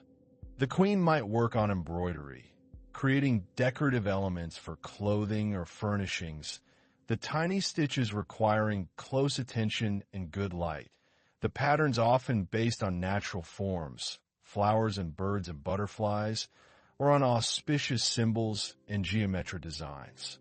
The materials for embroidery were precious, silk threads dyed with natural substances. The colors achieved through complex processes involving plants and minerals, mordants, and multiple dippings. The reds came from safflower or madder root, the blues from indigo, the yellows from gardenia or other plant sources, each color requiring specific knowledge and technique to achieve consistent results. The finest embroidery used silk threads so thin that multiple strands had to be combined to create visible lines. The colors shaded from dark to light to create dimension and depth. The stitches so tiny and even they were almost invisible individually. Only the overall pattern apparent to casual viewing. Working on embroidery in the warm room, the queen's hands would move and practice patterns, the needle following the trace design, each stitch a small decision about color and direction and length. Sometimes there would be companionable silence, each woman present working on her own project, the room quiet except for the small sounds of needles moving through fabric, occasional requests for different colored threads, or questions about pattern interpretation. The silk fabric that served as ground for the embroidery was woven smooth and fine, its surface perfect for accepting the needle without snagging or puckering. The activity required focus but not intense concentration, leaving room for thought and conversation. The mind engaged but not overwhelmed, the kind of pleasant absorption that made time pass unnoticed. These hours of winter needlework created a different quality of community than the formal ceremonies and rituals that structured much of palace life. Other times there might be conversation, quiet exchanges about family news, court gossip carefully framed to avoid impropriety, discussions of books or poetry, reminiscences about previous year's celebrations or ceremonies. The finished embroidery would be used in various ways. Incorporated into clothing as decorative panels or trim, made into covers for books or boxes, mounted as small artworks to hang on walls or display on screens. Here the hierarchy was still present but softened, the queen still clearly the highest ranking person present, but the shared activity creating a kind of equality of purpose.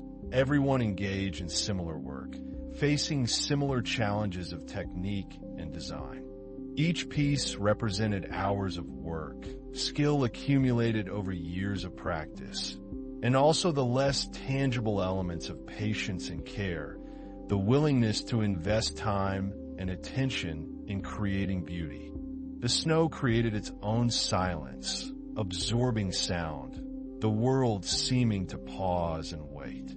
The palace roofs, with their upturned eaves, collected snow along their edges, the white contrasting with dark tile, the curves of the roof lines emphasized by the accumulation. As winter deepened into its coldest months, the palace seemed to contract further into itself, the essential core of heated rooms and necessary routines, the outside world remote and irrelevant. Snow might fall, covering the gardens and courtyards with white, transforming familiar views into compositions of black branches and white snow and gray sky. Everything simplified to essential forms. On clear, cold nights, the stars were brilliant and sharp in the black sky, the familiar constellations standing out with particular clarity. In the gardens, snow weighted down bamboo branches until they bent into elegant arcs, the individual leaves distinct against the white, each one holding its own small burden. The palace astronomers tracked the movements of stars and planets, maintaining records and making predictions, their observations serving both practical purposes like calendar creation and symbolic purposes connected to the cosmic order and its relationship to earthly governance.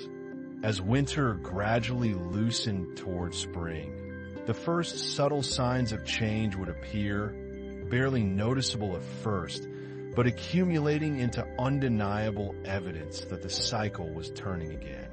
The quality of light would change, the sun climbing slightly higher each day, the shadows shortening. The queen might not have direct involvement with astronomical observations, but she would be aware of them, understanding the significance of various celestial events, knowing when particular conjunctions or phenomena were expected. The cosmos and the court were not separate realms, but interconnected, both following patterns, both requiring attention and proper conduct to maintain harmony. The palace would begin preparations for spring, for the ceremonies and activities that the new season would bring, for the lighter clothing and open windows, for the return to the gardens and the outdoor spaces.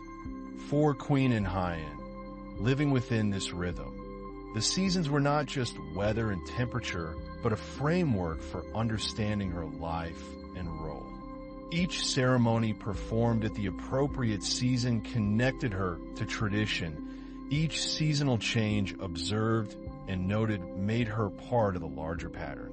The air would smell different, less purely cold and more complex, hints of earth and growth beneath the remaining chill.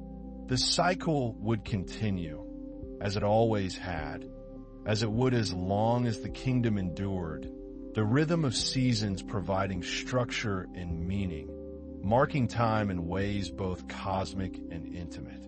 The responsibilities were heavy and unending, but they were also clarifying, providing purpose and direction, making her individual life part of something greater. The inner palace, the world behind closed doors where the queen spent most of her hours, was a realm of silk and shadow, of careful movements and softer voices, of relationships both formal and intimate woven through years of proximity. In the depths of winter, sitting in her warm room, perhaps working on embroidery or reading, she might think ahead to spring and the plum blossoms, knowing they would come again, that the cycle would continue, that her duty was to maintain her part in the pattern, to fulfill her role with dignity and grace, to be the queen that the kingdom and the cosmos required her to be.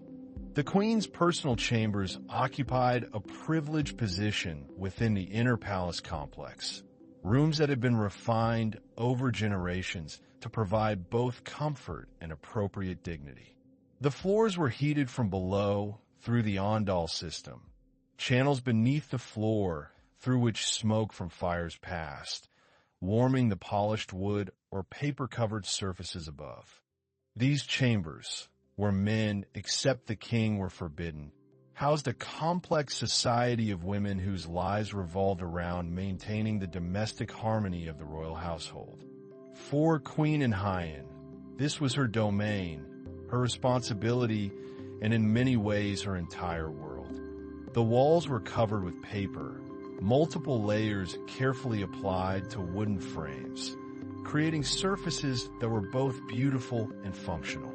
The paper allowed the rooms to breathe, absorbing moisture when the air was damp and releasing it when dry, helping to maintain a comfortable environment. The quality of this paper was extraordinarily high, smooth, and uniform, sometimes with subtle patterns pressed into it during manufacture, sometimes left plain to better display the natural beauty of its texture.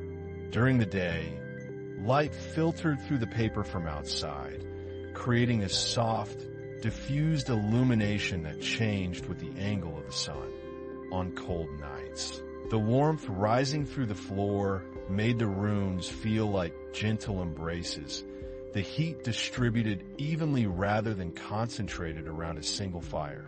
Servants tended the fires carefully, adding wood at intervals calculated to maintain steady warmth without overheating, adjusting their efforts based on the outside temperature and the time of night. The furnishings in the queen's chambers reflected both her rank and the aesthetic preferences of the period. Low tables of polished wood, their surfaces dark and lustrous from years of care, could be moved as needed for different activities. Cushions for sitting were filled with cotton or silk waste, covered in fine fabrics that bore patterns appropriate to the season and occasion.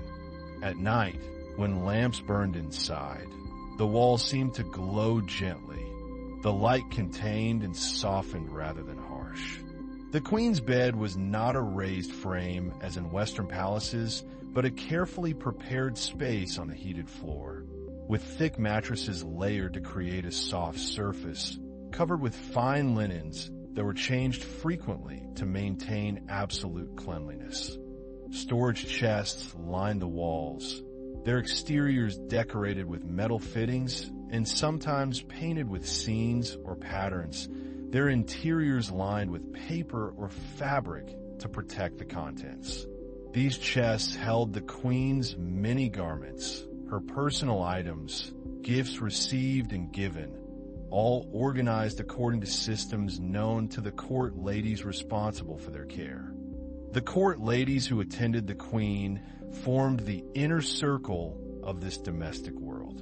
These women came from Yongband families, the nobility, their selection based on both family connections and personal qualities. To serve the queen was an honor, but also a demanding responsibility, requiring discretion, skill, and the ability to anticipate needs before they were voiced. Pillows were small and firm by modern standards, often filled with buckwheat hulls or similar materials that could be shaped to support the head without becoming too soft. Blankets were layered according to the season, from light silk coverings in summer to thick quilts padded with cotton in winter, each made with meticulous attention to stitching and finish. The relationships between the queen and her ladies were complex, never quite friendship, but deeper than mere service. Hours spent together each day, year after year, created bonds that transcended simple hierarchy. The most senior court ladies had served for years, some having served Queen Inhyeon since her elevation to the position, and they knew her habits and preferences intimately. The hierarchy among the court ladies themselves was intricate and carefully maintained. Senior ladies supervised junior ones, teaching them the proper ways to perform their duties, correcting mistakes with varying degrees of gentleness, depending on the severity of the error. The queen relied on these women not just for practical assistance, but for companionship, for conversation, for the small human connections that made the isolation of royal life bearable. A court lady who had served well for many years would earn the queen's trust in ways that were precious and rare, becoming a confidant whose presence was a source of comfort. Morning in the queen's chambers began before dawn, the most junior ladies rising first to begin preparations. Fires would be checked and adjusted, water heated for washing, surfaces tidied from the night before. The sound would be deliberately quiet, movements careful not to disturb the queen's rest until the proper time. Each lady had specific responsibilities, some managing the queen's wardrobe, others overseeing her meals, still others responsible for maintaining the chambers themselves. The coordination required to ensure that everything functioned smoothly was considerable, requiring both organizational skill and diplomatic ability. Once the queen woke, the process of preparing for the day would begin, a routine so familiar that it required little conscious thought from anyone involved. Water would be brought for washing, the temperature tested to ensure it was neither too hot nor too cold. Cloth for drying were warmed near the fire in winter, making them more comfortable against the skin. The court ladies knew exactly when to begin making slightly more noise, subtle signals that morning was approaching and waking would soon be appropriate, never jarring her from sleep, but gently encouraging the transition to wakefulness. Dressing the queen was a process that could take considerable time, depending on the formality of the day's scheduled activities. Even for relatively informal days within the inner palace, The layers were numerous and each had to be arranged properly. The undergarments went on first, then successive layers of robes, each checked to ensure that the collar lay flat, that the sleeves hung correctly, that the overall silhouette was proper. The queen's ablutions were performed with the assistance of court ladies, maintaining modesty while ensuring thoroughness. The water, scented sometimes with flower essences or herbal preparations that left a subtle fragrance. The queen's hair required similar attention, though her hairstyle did not change daily as her clothing did. Married women of her rank wore their hair up in elaborate arrangements that, once constructed, were maintained for several days before being taken down, cleaned, and redressed. For formal occasions, the process was even more elaborate, with particular attention to the color combinations of the layers, creating harmonies that would be visible at the neckline and sleeves where the layers showed. Breakfast would be served in the queen's chambers unless there was a reason for her to dine elsewhere. The meal would arrive from the palace kitchens on lacquer trays, covered dishes maintaining the temperature of hot foods, everything arranged with attention to visual harmony as well as taste. Court ladies skilled in hairdressing would check the style each morning, smoothing any dishevelment from sleep, ensuring that pins and ornaments remained secure, adding scented oils that kept the hair lustrous and manageable. The weight of the hair ornaments was considerable, metal pins and jade decorations adding significant mass that the queen had long grown accustomed to bearing. The pace of eating was measured and dignified, each movement deliberate, the queen taking small portions and eating slowly, maintaining the composure expected of her rank even in this private setting. Conversation during meals was permitted, but kept to appropriate topics, nothing that would cause distress or disturb the digestion. Rice formed the center of the meal, accompanied by various side dishes, soups, and kimchi prepared according to recipes refined over generations. The queen did not eat alone unless there were specific circumstances requiring it. Court ladies would be present, and sometimes other female relatives or ladies of sufficient rank to share her table. The hours after the morning meal varied, depending on the season and the schedule of court obligations. On days with no specific ceremonies or audiences requiring the queen's presence, the time was hers to structure as she saw fit, though even this free time was governed by expectations and proprieties. The needlework undertaken in the queen's chambers ranged from relatively simple tasks to projects of extraordinary complexity and beauty. Embroidering ceremonial garments required skill and patience, the designs often symbolic and therefore needing to be executed with careful attention to meaning as well as aesthetics. After eating, tea would be served, sometimes several varieties in succession, the warmth of the liquid and the subtle bitterness of the leaves providing a pleasant conclusion to the meal. Much of it was spent in needlework, an activity considered both appropriate and valuable, demonstrating the refined skills expected of a woman of her rank while producing items of practical or ceremonial use. Court ladies would often work on needlework alongside the queen, though on their own projects or assisting with larger pieces that required multiple hands.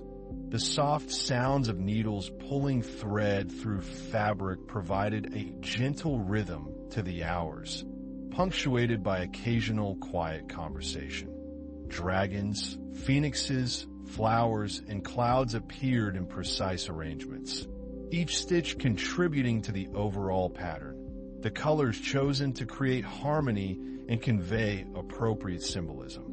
The finest work used silk threads so delicate that they seemed to shimmer, creating surfaces that caught light and appeared almost to move.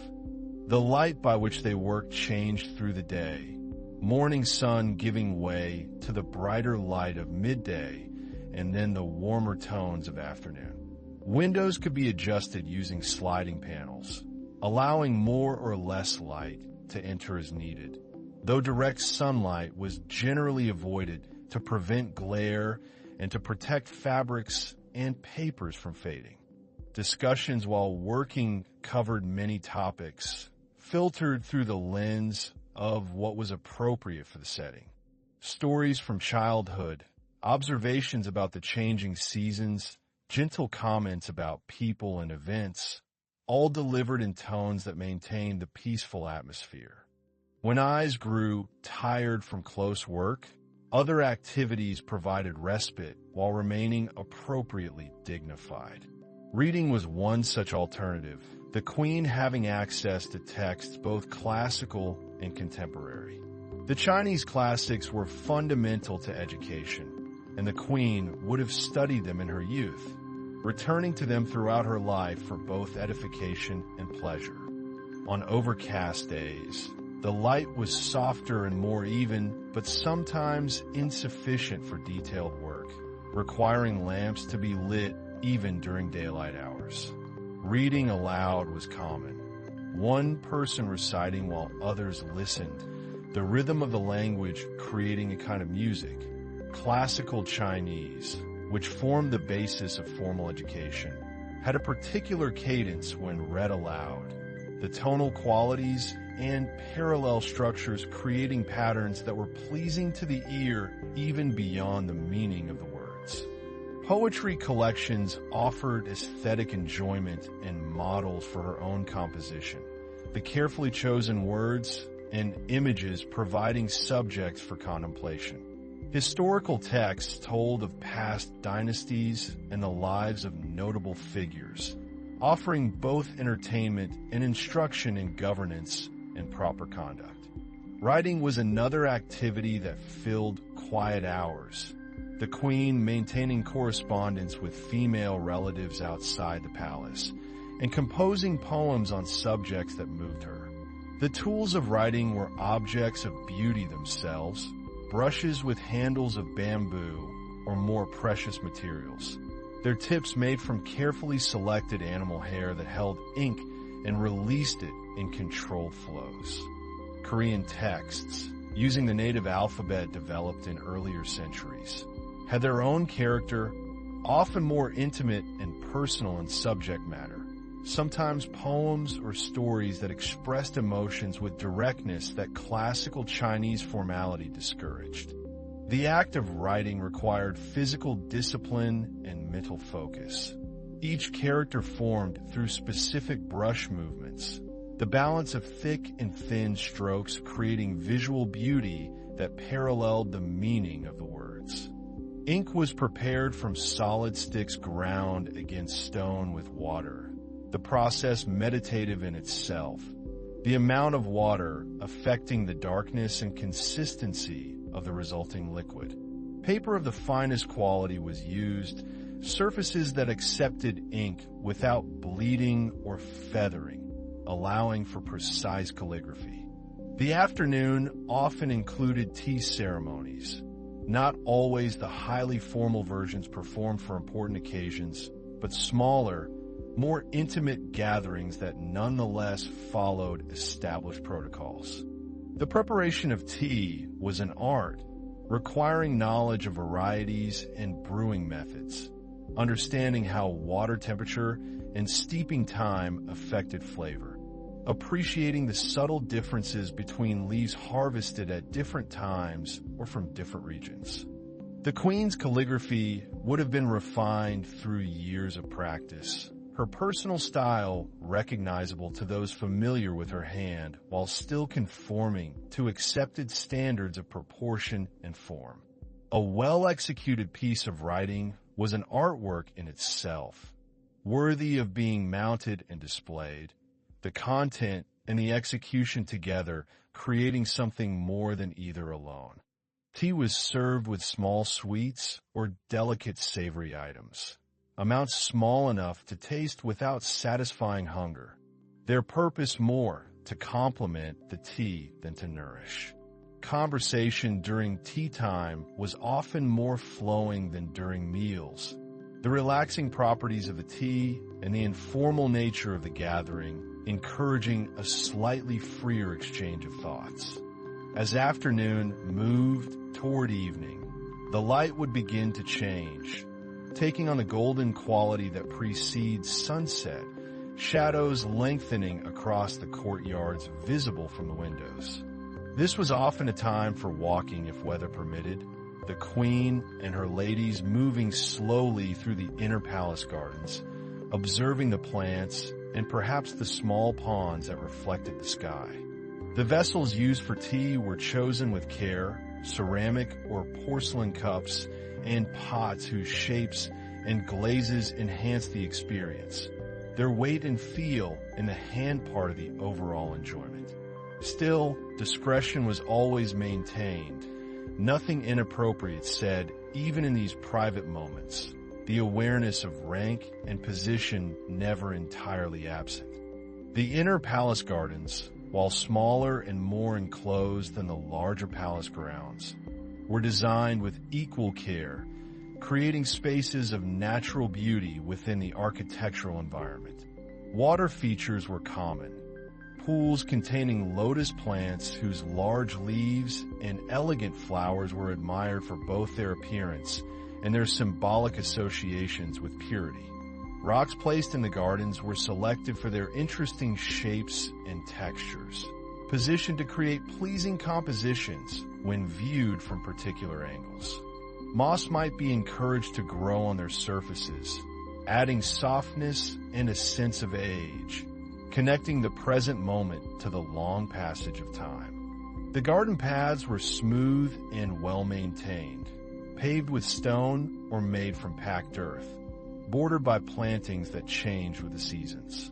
The sound of water trickling from one level to another provided gentle background music, soothing and constant. Fish swimming in the ponds added movement and color, flashes of orange or white beneath the surface, sometimes rising to snap at insects. Evening brought the lighting of lamps, a daily transformation that changed the character of the chambers entirely. The lamps used in the queen's rooms were carefully designed and maintained, their construction allowing for steady burning without excessive smoke or odor. Trees and shrubs were pruned to enhance their natural forms, while keeping them appropriately scaled for the space, their branches creating patterns against the sky that changed with the seasons as leaves appeared and fell. The placement of lights was considered carefully, positioned to illuminate work areas without creating harsh shadows, providing enough light for safety and function while maintaining the soft, peaceful quality appropriate to evening hours. Oil lamps with wicks that could be trimmed to control the flame size provided adjustable light, brighter when needed for work or reading, lower for general ambient illumination. Candles made from beeswax or other materials were used as well, their warmer light and gentle flickering creating atmosphere that felt more intimate than the steady glow of oil lamps. Dinner was similar to breakfast in structure, but often slightly lighter, the belief being that heavy meals in the evening disturbed sleep and were less healthful than eating more substantially earlier in the day. The same attention was given to preparation and presentation, the same care taken with temperature and arrangement. Evening needlework by candlelight had a particular quality, the warm glow of the flames creating an atmosphere of intimacy and focus. The light was softer than daylight, requiring one to hold work closer and pay even more careful attention to stitches, but many found this time of day particularly conducive to contemplative work. Court ladies responsible for the lights would trim wicks and add oil as needed, ensuring that the queen never experienced the disruption of a lamp burning out unexpectedly or smoking from a wick that had become too long. After dinner, if there were no evening obligations, the queen had several hours before retiring for sleep, time that could be used for various quiet activities. Sometimes the queen would choose reading for these evening hours, lying on her cushions with a book held at a comfortable angle, a lamp positioned to cast light on the pages without strain.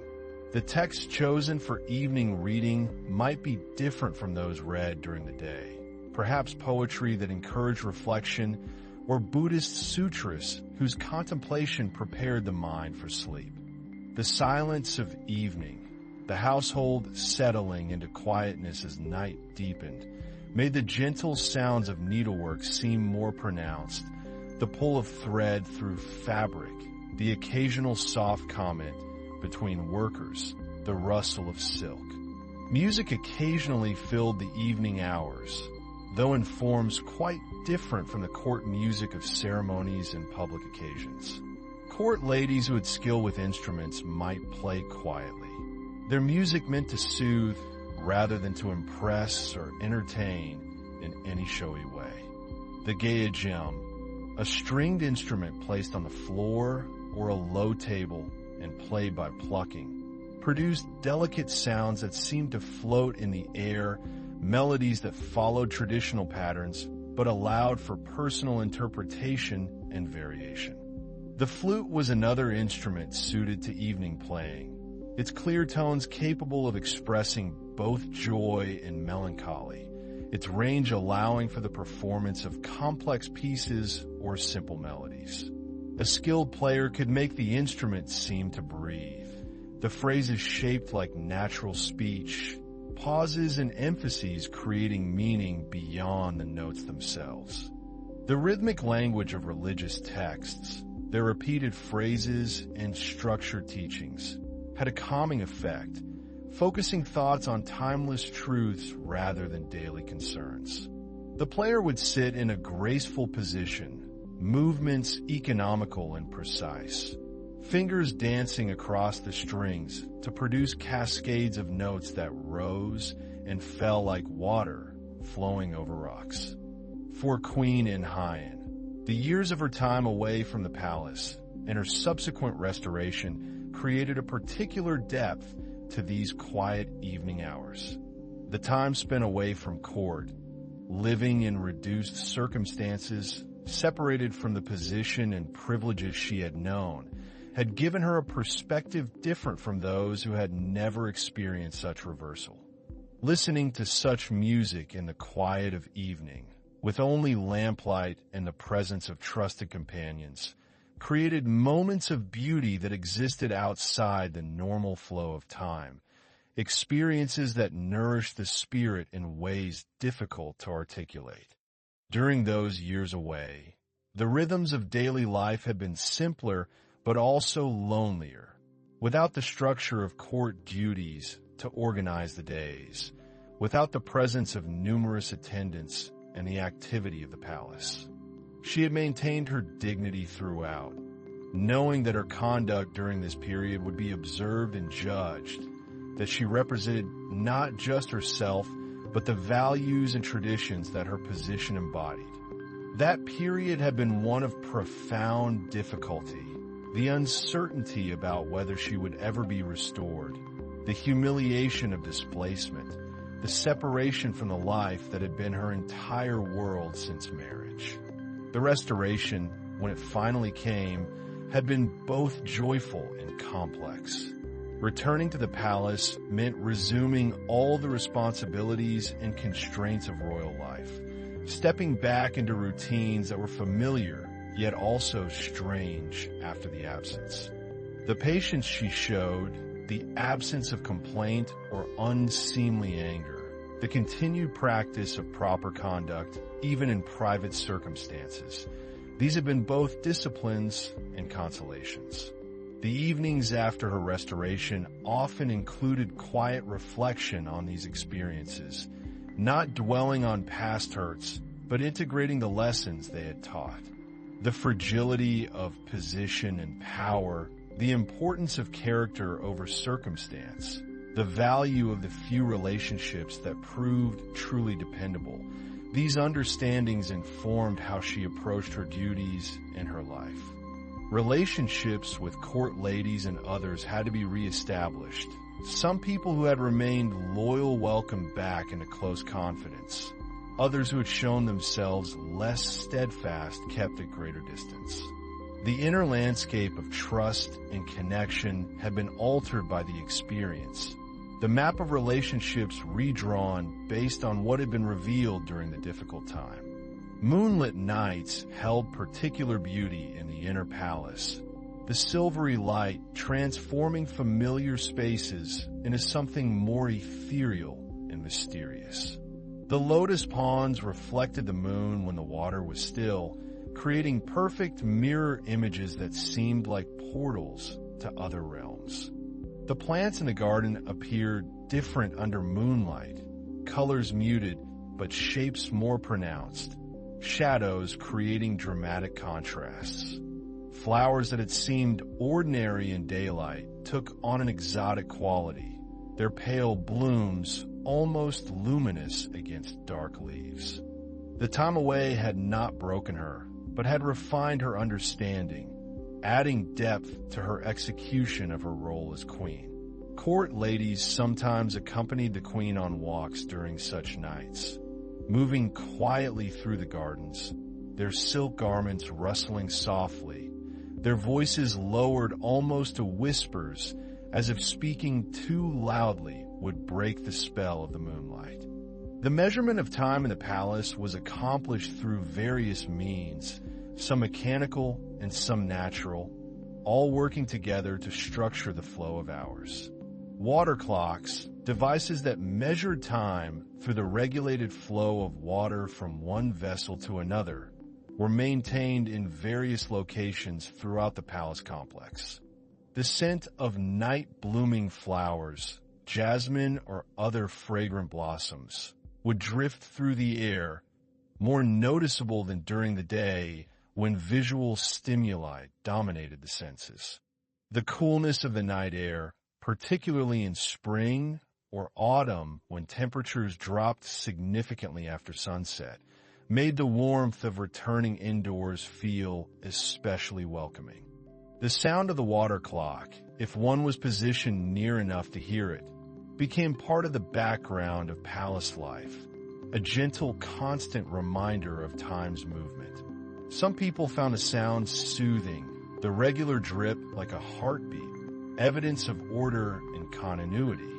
These clocks required regular attention to function properly. Servants responsible for ensuring that the water supply remained constant and that the mechanisms operated smoothly. The water clocks were particularly useful at night when sundials could not function, their steady dripping marking the passage of hours in darkness. In addition to mechanical timekeeping, the palace followed natural markers, the position of the sun and stars, the calls of birds that sang at particular times, the blooming of flowers that opened and closed according to regular schedules. Others barely noticed it consciously, but would have been disturbed by its absence, the silence signaling that something in the usual pattern had been disrupted. For the queen in her chambers, the passage of evening into night was marked by gradual changes in activity and energy.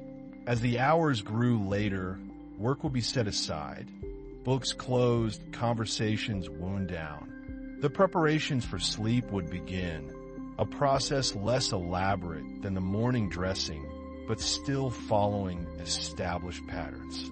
Court officials responsible for astronomical observations would track celestial movements, their calculations determining the timing of various ceremonies and observances.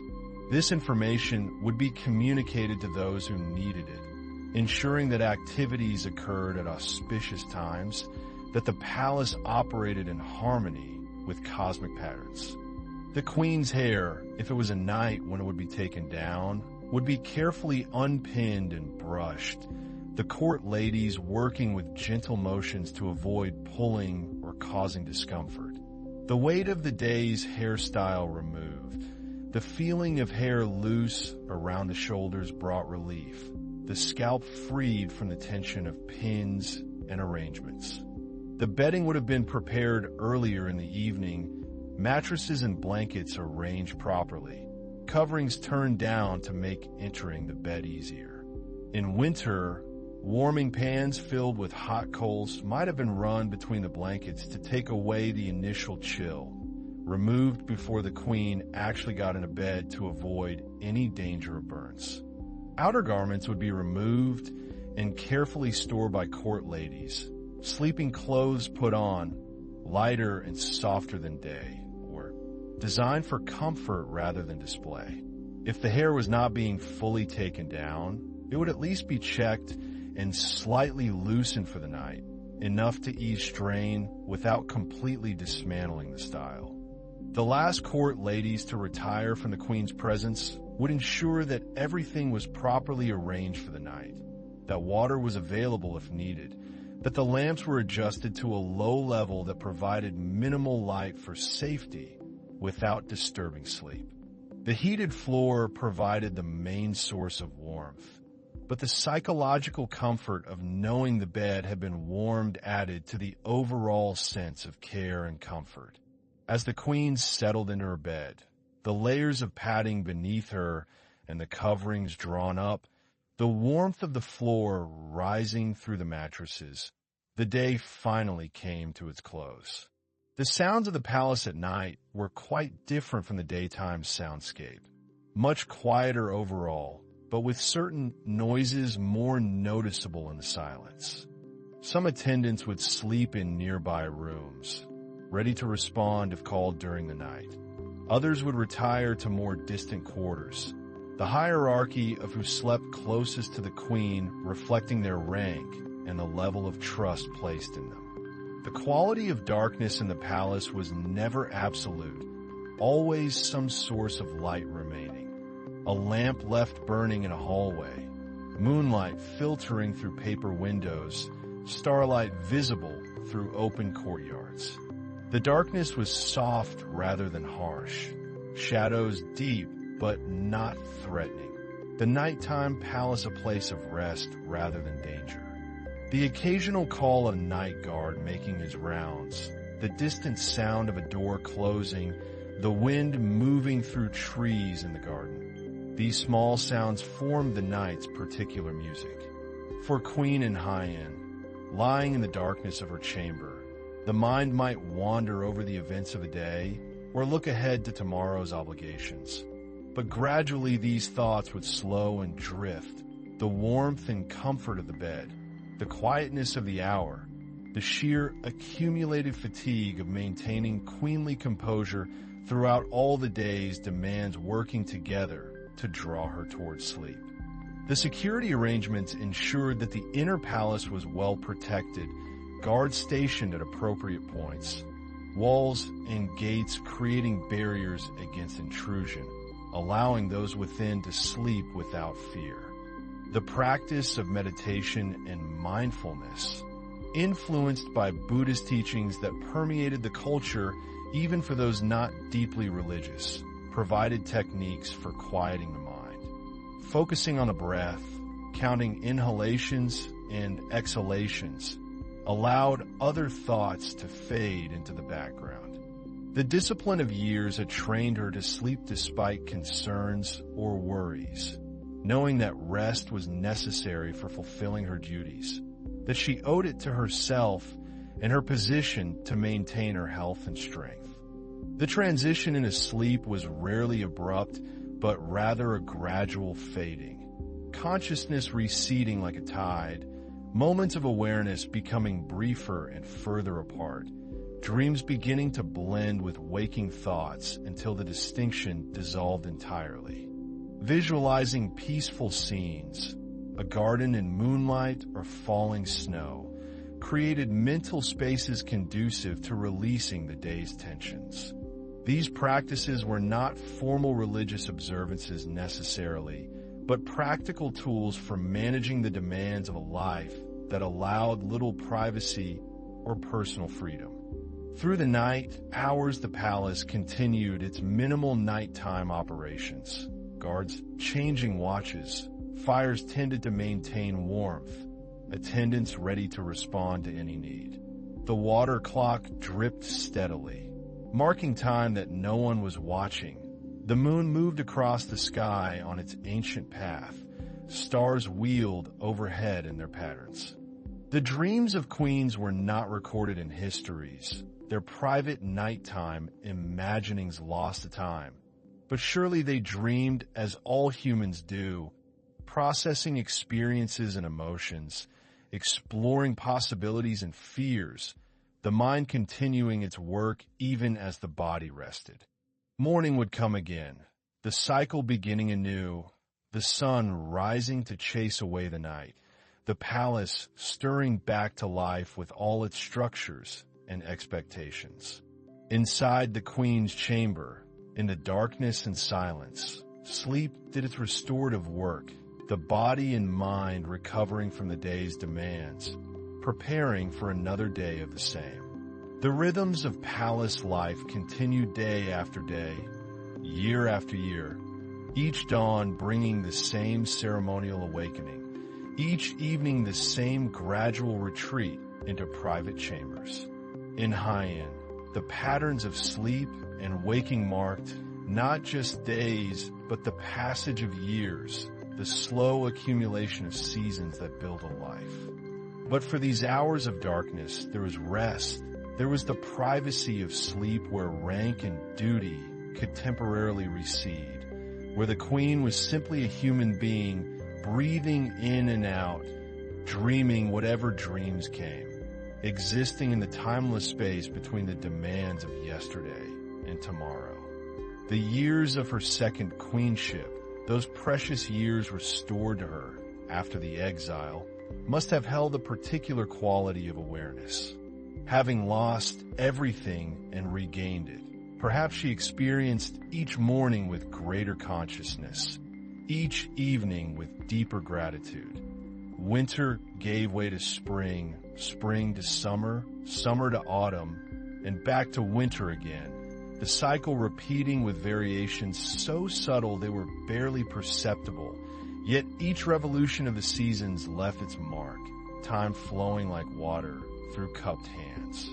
But even restored positions cannot grant immortality, and the human body has its limitations regardless of rank or title. Queen Inhyeon's health, according to historical accounts, began to fade. The symptoms came gradually, persistent enough to notice, but not dramatic enough to cause alarm at first. Fatigue that lingered despite adequate rest. Discomfort that sleep could not entirely soothe. The simple act of sleeping in her own chambers, attended by loyal servants. Waking to another day as queen, these ordinary rhythms became extraordinary in their return. Sleep itself might have felt different, sweeter. The darkness of her chamber a comfort rather than a confinement. Rest earned rather than imposed. Sleep became more complicated in illness. Rest interrupted by physical discomfort. The body's needs interfering with consciousness's desire for oblivion. Nights grew longer when pain or nausea prevented easy transition into sleep, the hours marked by the water clock stretching endlessly. The palace physicians attended her with increasing frequency, preparing herbal remedies, conducting examinations according to the medical knowledge of the time, applying treatments that were as much ritual as science. The end came in the early 18th century. Queen Inhyeon still young. Her life measured not in the long decades some enjoy, but in the compressed intensity of extraordinary circumstances. The death of a queen set in motion elaborate protocols, grief expressed through carefully prescribed rituals, mourning formalized into ceremony. Attendants remained nearby through these difficult nights, ready to assist, to bring whatever comfort they could, their own sleep sacrificed to vigilance. The chamber that had been a sanctuary of rest became a sick room, though still maintained with all the dignity befitting a queen.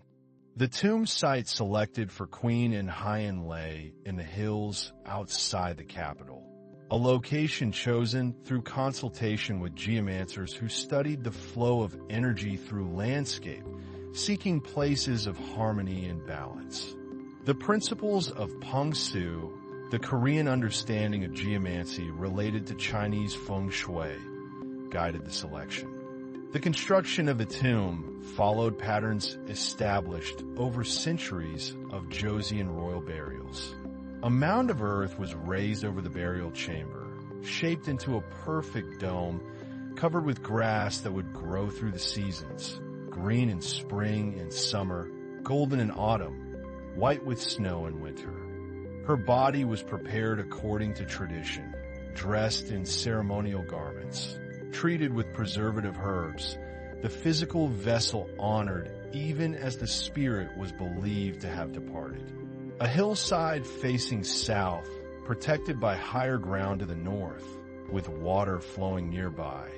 These features created an auspicious setting for eternal rest. Pine trees were planted around the tomb site, evergreens symbolizing eternity, their needles remaining green through winter when other trees stood bare. The scent of pine resin on warm days, the sound of wind moving through pine boughs, these sensory elements created an atmosphere of serene permanence. Stone statues were positioned around the tomb, guardian figures to protect the queen's rest, civil and military officials to serve her in the afterlife as courtiers had served her in life. Stone lanterns stood ready to illuminate the darkness, though their flames would burn only during ceremonies. Seokjong, her husband, who came to perform memorial rites to honor her memory according to Confucian tradition. These ceremonies involved offerings of food and wine, ritual prostrations, the reading of formal prayers. As the newly planted trees grew from saplings to mature specimens over decades and centuries, they formed a living monument, roots deepening into the earth, branches reaching toward the sky, the tomb protected beneath their shelter. As years became decades, the visits continued, but less frequently, life moving forward as it must. King Seokjong eventually joined her in death, his own tomb constructed according to similar principles, his own eternal rest ensured through proper ritual. Whatever personal anguish he felt, whatever regret for the years of separation he had imposed, was contained within ritual gestures performed in the quiet of the hillside tomb site. But something more enduring remained, a presence woven into cultural memory. The story of Queen Inhyeon, her virtue in exile, her gracious return, her early death, became one of the defining narratives of the Joseon period. It was recorded in official histories, preserved in private memoirs, eventually transformed into literature and theater. The court moved through successive generations, new kings and queens occupying the throne, new dramas unfolding in the palace chambers where Queen Inhyeon had once lived. Her rooms were reassigned, her possessions dispersed, her immediate presence fading as all physical traces eventually do. The tomb itself became a site of memory, a physical location where stories could anchor themselves.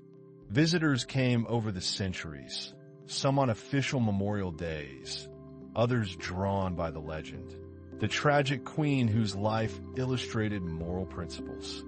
Each retelling emphasized her dignity, her adherence to proper behavior, even in extraordinary circumstances, her embodiment of Confucian ideals of female virtue. Seasons continued their endless rotation over the tomb site, each bringing its characteristic beauty. Spring arrived with warmth that coaxed new grass from the tomb mound, the green so vivid it seemed almost luminous in certain light. Wildflowers bloomed in the meadow surrounding the tomb, small bursts of color among the grasses. They walked the stone path leading to the tomb mound, stood before the grave marker with its inscriptions, looked at the stone figures keeping their eternal watch. The pine trees grew taller, their trunks thickening, their canopies spreading, creating deep shade in summer, shelter from wind in winter.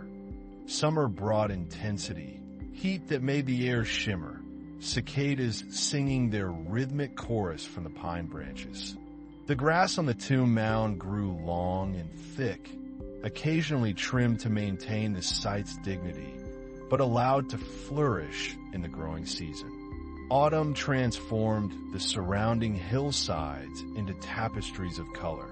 Though the pines remained green, their constancy a counterpoint to the deciduous trees' dramatic changes. The air grew crisp, carrying the scent of fallen leaves and approaching winter. Light took on a golden quality in the autumn afternoons, slanting through branches, creating long shadows that stretched across the tomb mound. Rain fell gently on spring afternoons, soaking into the earth, nourishing roots, creating that particular smell of wet soil and growing things. Monsoon rains arrived in heavy downpours, water streaming over the stones, pooling briefly before soaking into the ground or running downhill in temporary rivulets. The stone guardians stood unmoved through weather, patient in their duty. Winter brought stillness, snow covering the tomb mound in a smooth white dome, erasing the summer's textures beneath a blanket of white. The pine trees held snow on their branches until wind or warming dislodged it, creating small cascades that fell with soft sounds. The stone figures accumulated snow on their heads and shoulders, ancient guardians wearing winter's cloak. Through all these seasons, year after year, decade after decade, century after century, the tomb remained. The stone weathered slowly, surfaces that had been sharp when newly carved growing softer, details gradually eroding though the basic forms persisted. Lichens colonized the stones, patient organisms measuring time in their own slow growth. This was the season when memorial ceremonies seemed most poignant, the year visibly aging, time's passage written in falling leaves and cooling air. Frozen ground rang hard under footsteps when visitors came on Memorial Days, their breath visible in the cold air, their offerings of food and wine placed before the tomb marker with numbed hands. The Joseon Dynasty itself eventually ended, the old order giving way to new systems, monarchy replaced by other forms of government. The palace where Queen Inhyeon had lived saw occupation by foreign powers, neglect, partial restoration, transformation into historical sites. The pine trees that had been planted as hopeful saplings grew into massive specimens, their trunks too large for a person to encircle with arms, their roots spreading through the hillside, holding the soil, anchoring the landscape. But the tomb endured, protected by its status as a royal burial site, maintained through changing regimes, its significance evolving but never entirely lost. The elaborate court protocols that had governed her days became subjects for historians to study rather than lived practices. The world changed in ways that would have been unimaginable to those who had walked the palace corridors in silk robes and court hats. Modern visitors come now to Queen Inhyeon's tomb, approaching not on foot or horseback as in earlier centuries, but in vehicles that would seem like sorcery to Joseon eyes. They walk the same stone path that has been worn by centuries of feet, climb the gentle slope toward the tomb mound that rises against the sky. It became part of a network of Joseon royal tombs scattered through the landscape around Seoul, each one a point of historical memory, together forming a constellation of stories about dynasty and continuity individual lives, and collective history. The silence at the tomb site has a particular quality, different from the silence of uninhabited wilderness. This is inhabited silence, space that holds memory, ground that has been consecrated through centuries of recognition as a significant place. Birds call from the pine branches, their songs unconcerned with human history. The pine trees that shelter it now are centuries old, massive presences that predate living memory, their branches moving in breezes that carry no echo of Joseon voices, but blow from the same cardinal directions, flowing over the same hills. Standing at the tomb, it becomes possible to imagine the long succession of days and nights that have passed over this spot. Summer thunderstorms and gentle autumn rains, blizzards that buried everything in white, and spring mornings when mist rose from the warming earth. Insects move through the grass on the tomb mound, engaged in their own seasonal imperatives. A butterfly might rest briefly on a stone lantern, wings slowly opening and closing, oblivious to the symbolism carved into the granite beneath its feet. The stone officials who guard the tomb, civil and military figures in their carved robes and hats, have stood in their positions for centuries. They have watched pine saplings become ancient trees, seen the grass on the tomb mound grow and be cut and grow again thousands of times, witnessed the passage of human visitors in changing styles of dress, from Joseon courtiers in traditional hanbok to modern tourists in contemporary clothing. Inside the tomb mound, beneath the grass and earth, in the burial chamber that has not seen light since it was sealed, Queen Inhyeon rests beyond the reach of seasons and politics, of memory and forgetting.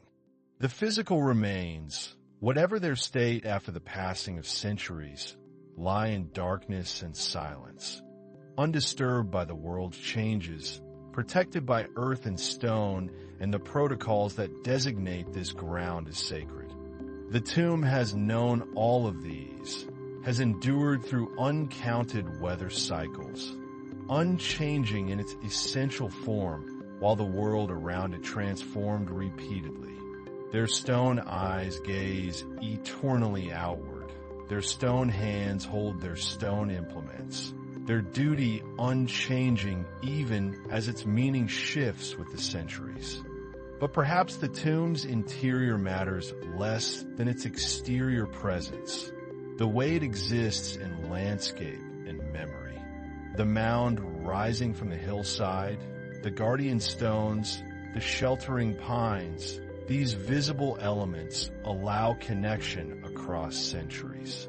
The elaborate garments she was buried in, the ceremonial objects placed in the tomb to accompany her, these exist in their own timeless space, neither part of the living world nor entirely absent from it. Her legacy extends beyond this single tomb, of course. The story of her exile and return has been retold countless times, adapted into different forms as cultural expressions evolved.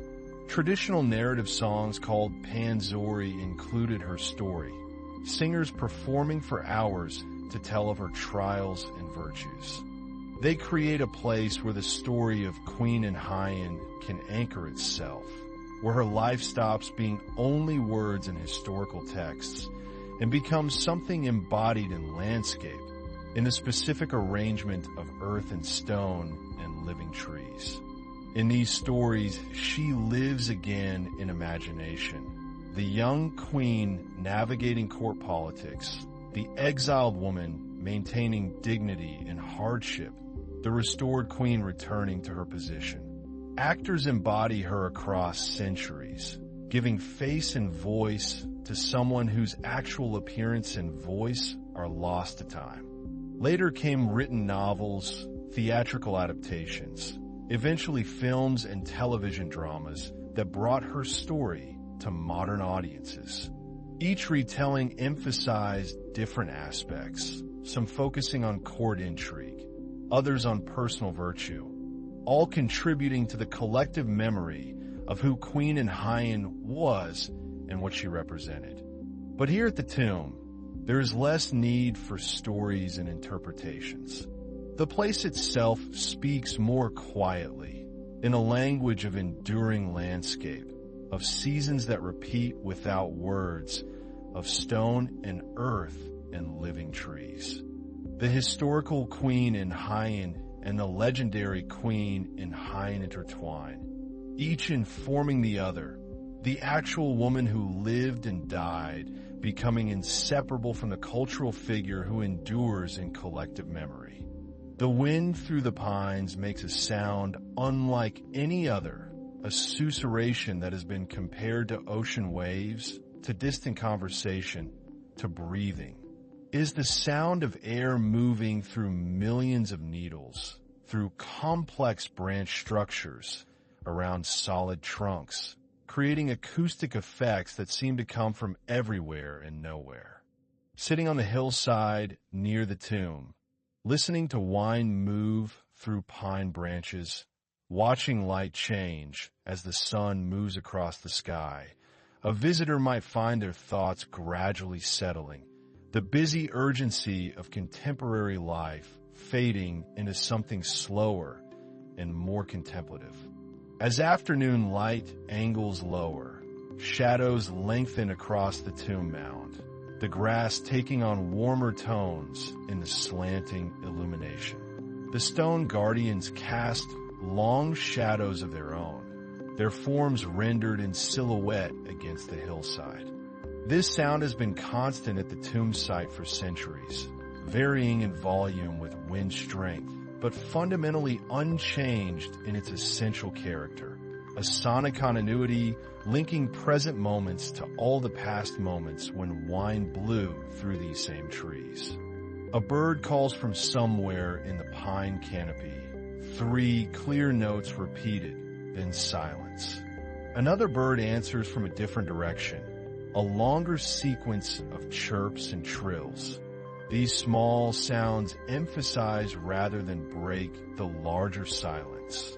The way individual stones in a garden make the surrounding space more conscious of itself. The grass on the tomb mound moves slightly in the breeze, individual blades bending and straightening, creating subtle waves of motion across the curved surface. This is a peaceful hour when the day begins its gradual transition toward evening, when the quality of light itself seems to suggest rest, completion, the satisfaction of cycles fulfilled.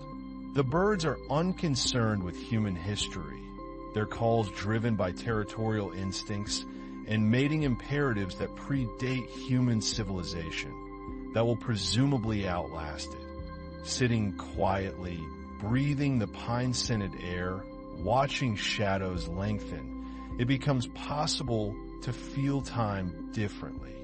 Not as the urgent forward rush of schedules and deadlines, but as something more patient, measured in seasons rather than seconds, in the slow growth of trees rather than the rapid ticking of clocks.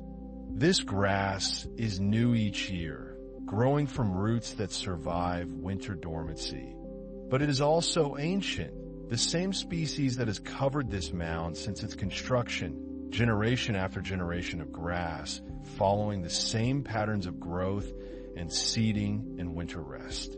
The sky begins to shift toward evening colors, blue deepening, the first hints of sunset appearing on the western horizon. Soon the sun will drop below the hills. Shadows will merge into general dusk, and night will claim the landscape. The tomb mound will become a darker shape against darkening sky. The stone guardians barely visible, the pine trees becoming presences sensed more than seen. This is time as Queen Inhyeon would have experienced it in some ways. Her days marked by natural rhythms of light and darkness, seasons and ceremonies, the gradual unfolding of years within traditional patterns. For centuries, night has fallen over this tomb, darkness covering it like a blanket, stars wheeling overhead on their ancient paths, the moon rising and setting in its phases. For centuries, dawn has returned, light gradually revealing the tomb mound, the stones, the pines, everything emerging from darkness into visibility once more. Queen Inhyeon knew this same pattern, sleeping and waking, darkness and light, rest and activity. Her days in the palace followed these rhythms, as did her nights of exile, as did her final days of illness. And now she rests beyond the cycle, her sleep unbroken by dawn, her rest undisturbed by duty or ceremony. Nighttime at the tomb site brings a different quality of silence, deeper, more complete, broken only by nocturnal sounds, an owl calling from the forest, small animals moving through undergrowth. This cycle has repeated countless times, each instance slightly different in detail, but fundamentally identical in pattern. The wind continues its movement through the pine branches, that endless susurration that sounds almost like breathing, the slow inhalation and exhalation of the landscape itself. In this peaceful place, where centuries accumulate like layers of pine needles beneath the trees, where stone and earth and living would create a sanctuary of memory and rest, the story of Queen Inhyeon finds its quietest expression, beyond words and interpretations, simply an enduring presence, in the tomb mound that rises against the sky, sheltered by ancient pines, peaceful through all seasons. The tomb ensures her peace, the earth protects her silence, the pines stand guard over her eternal sleep. It is a deeply peaceful sound, rhythmic and consistent, the kind of sound that helps a restless mind settle, that invites consciousness to relax its grip, to drift like leaves on water, moving where current takes them without resistance. Eternal rest in the royal garden, where wind whispers through the branches and time moves slowly toward sleep.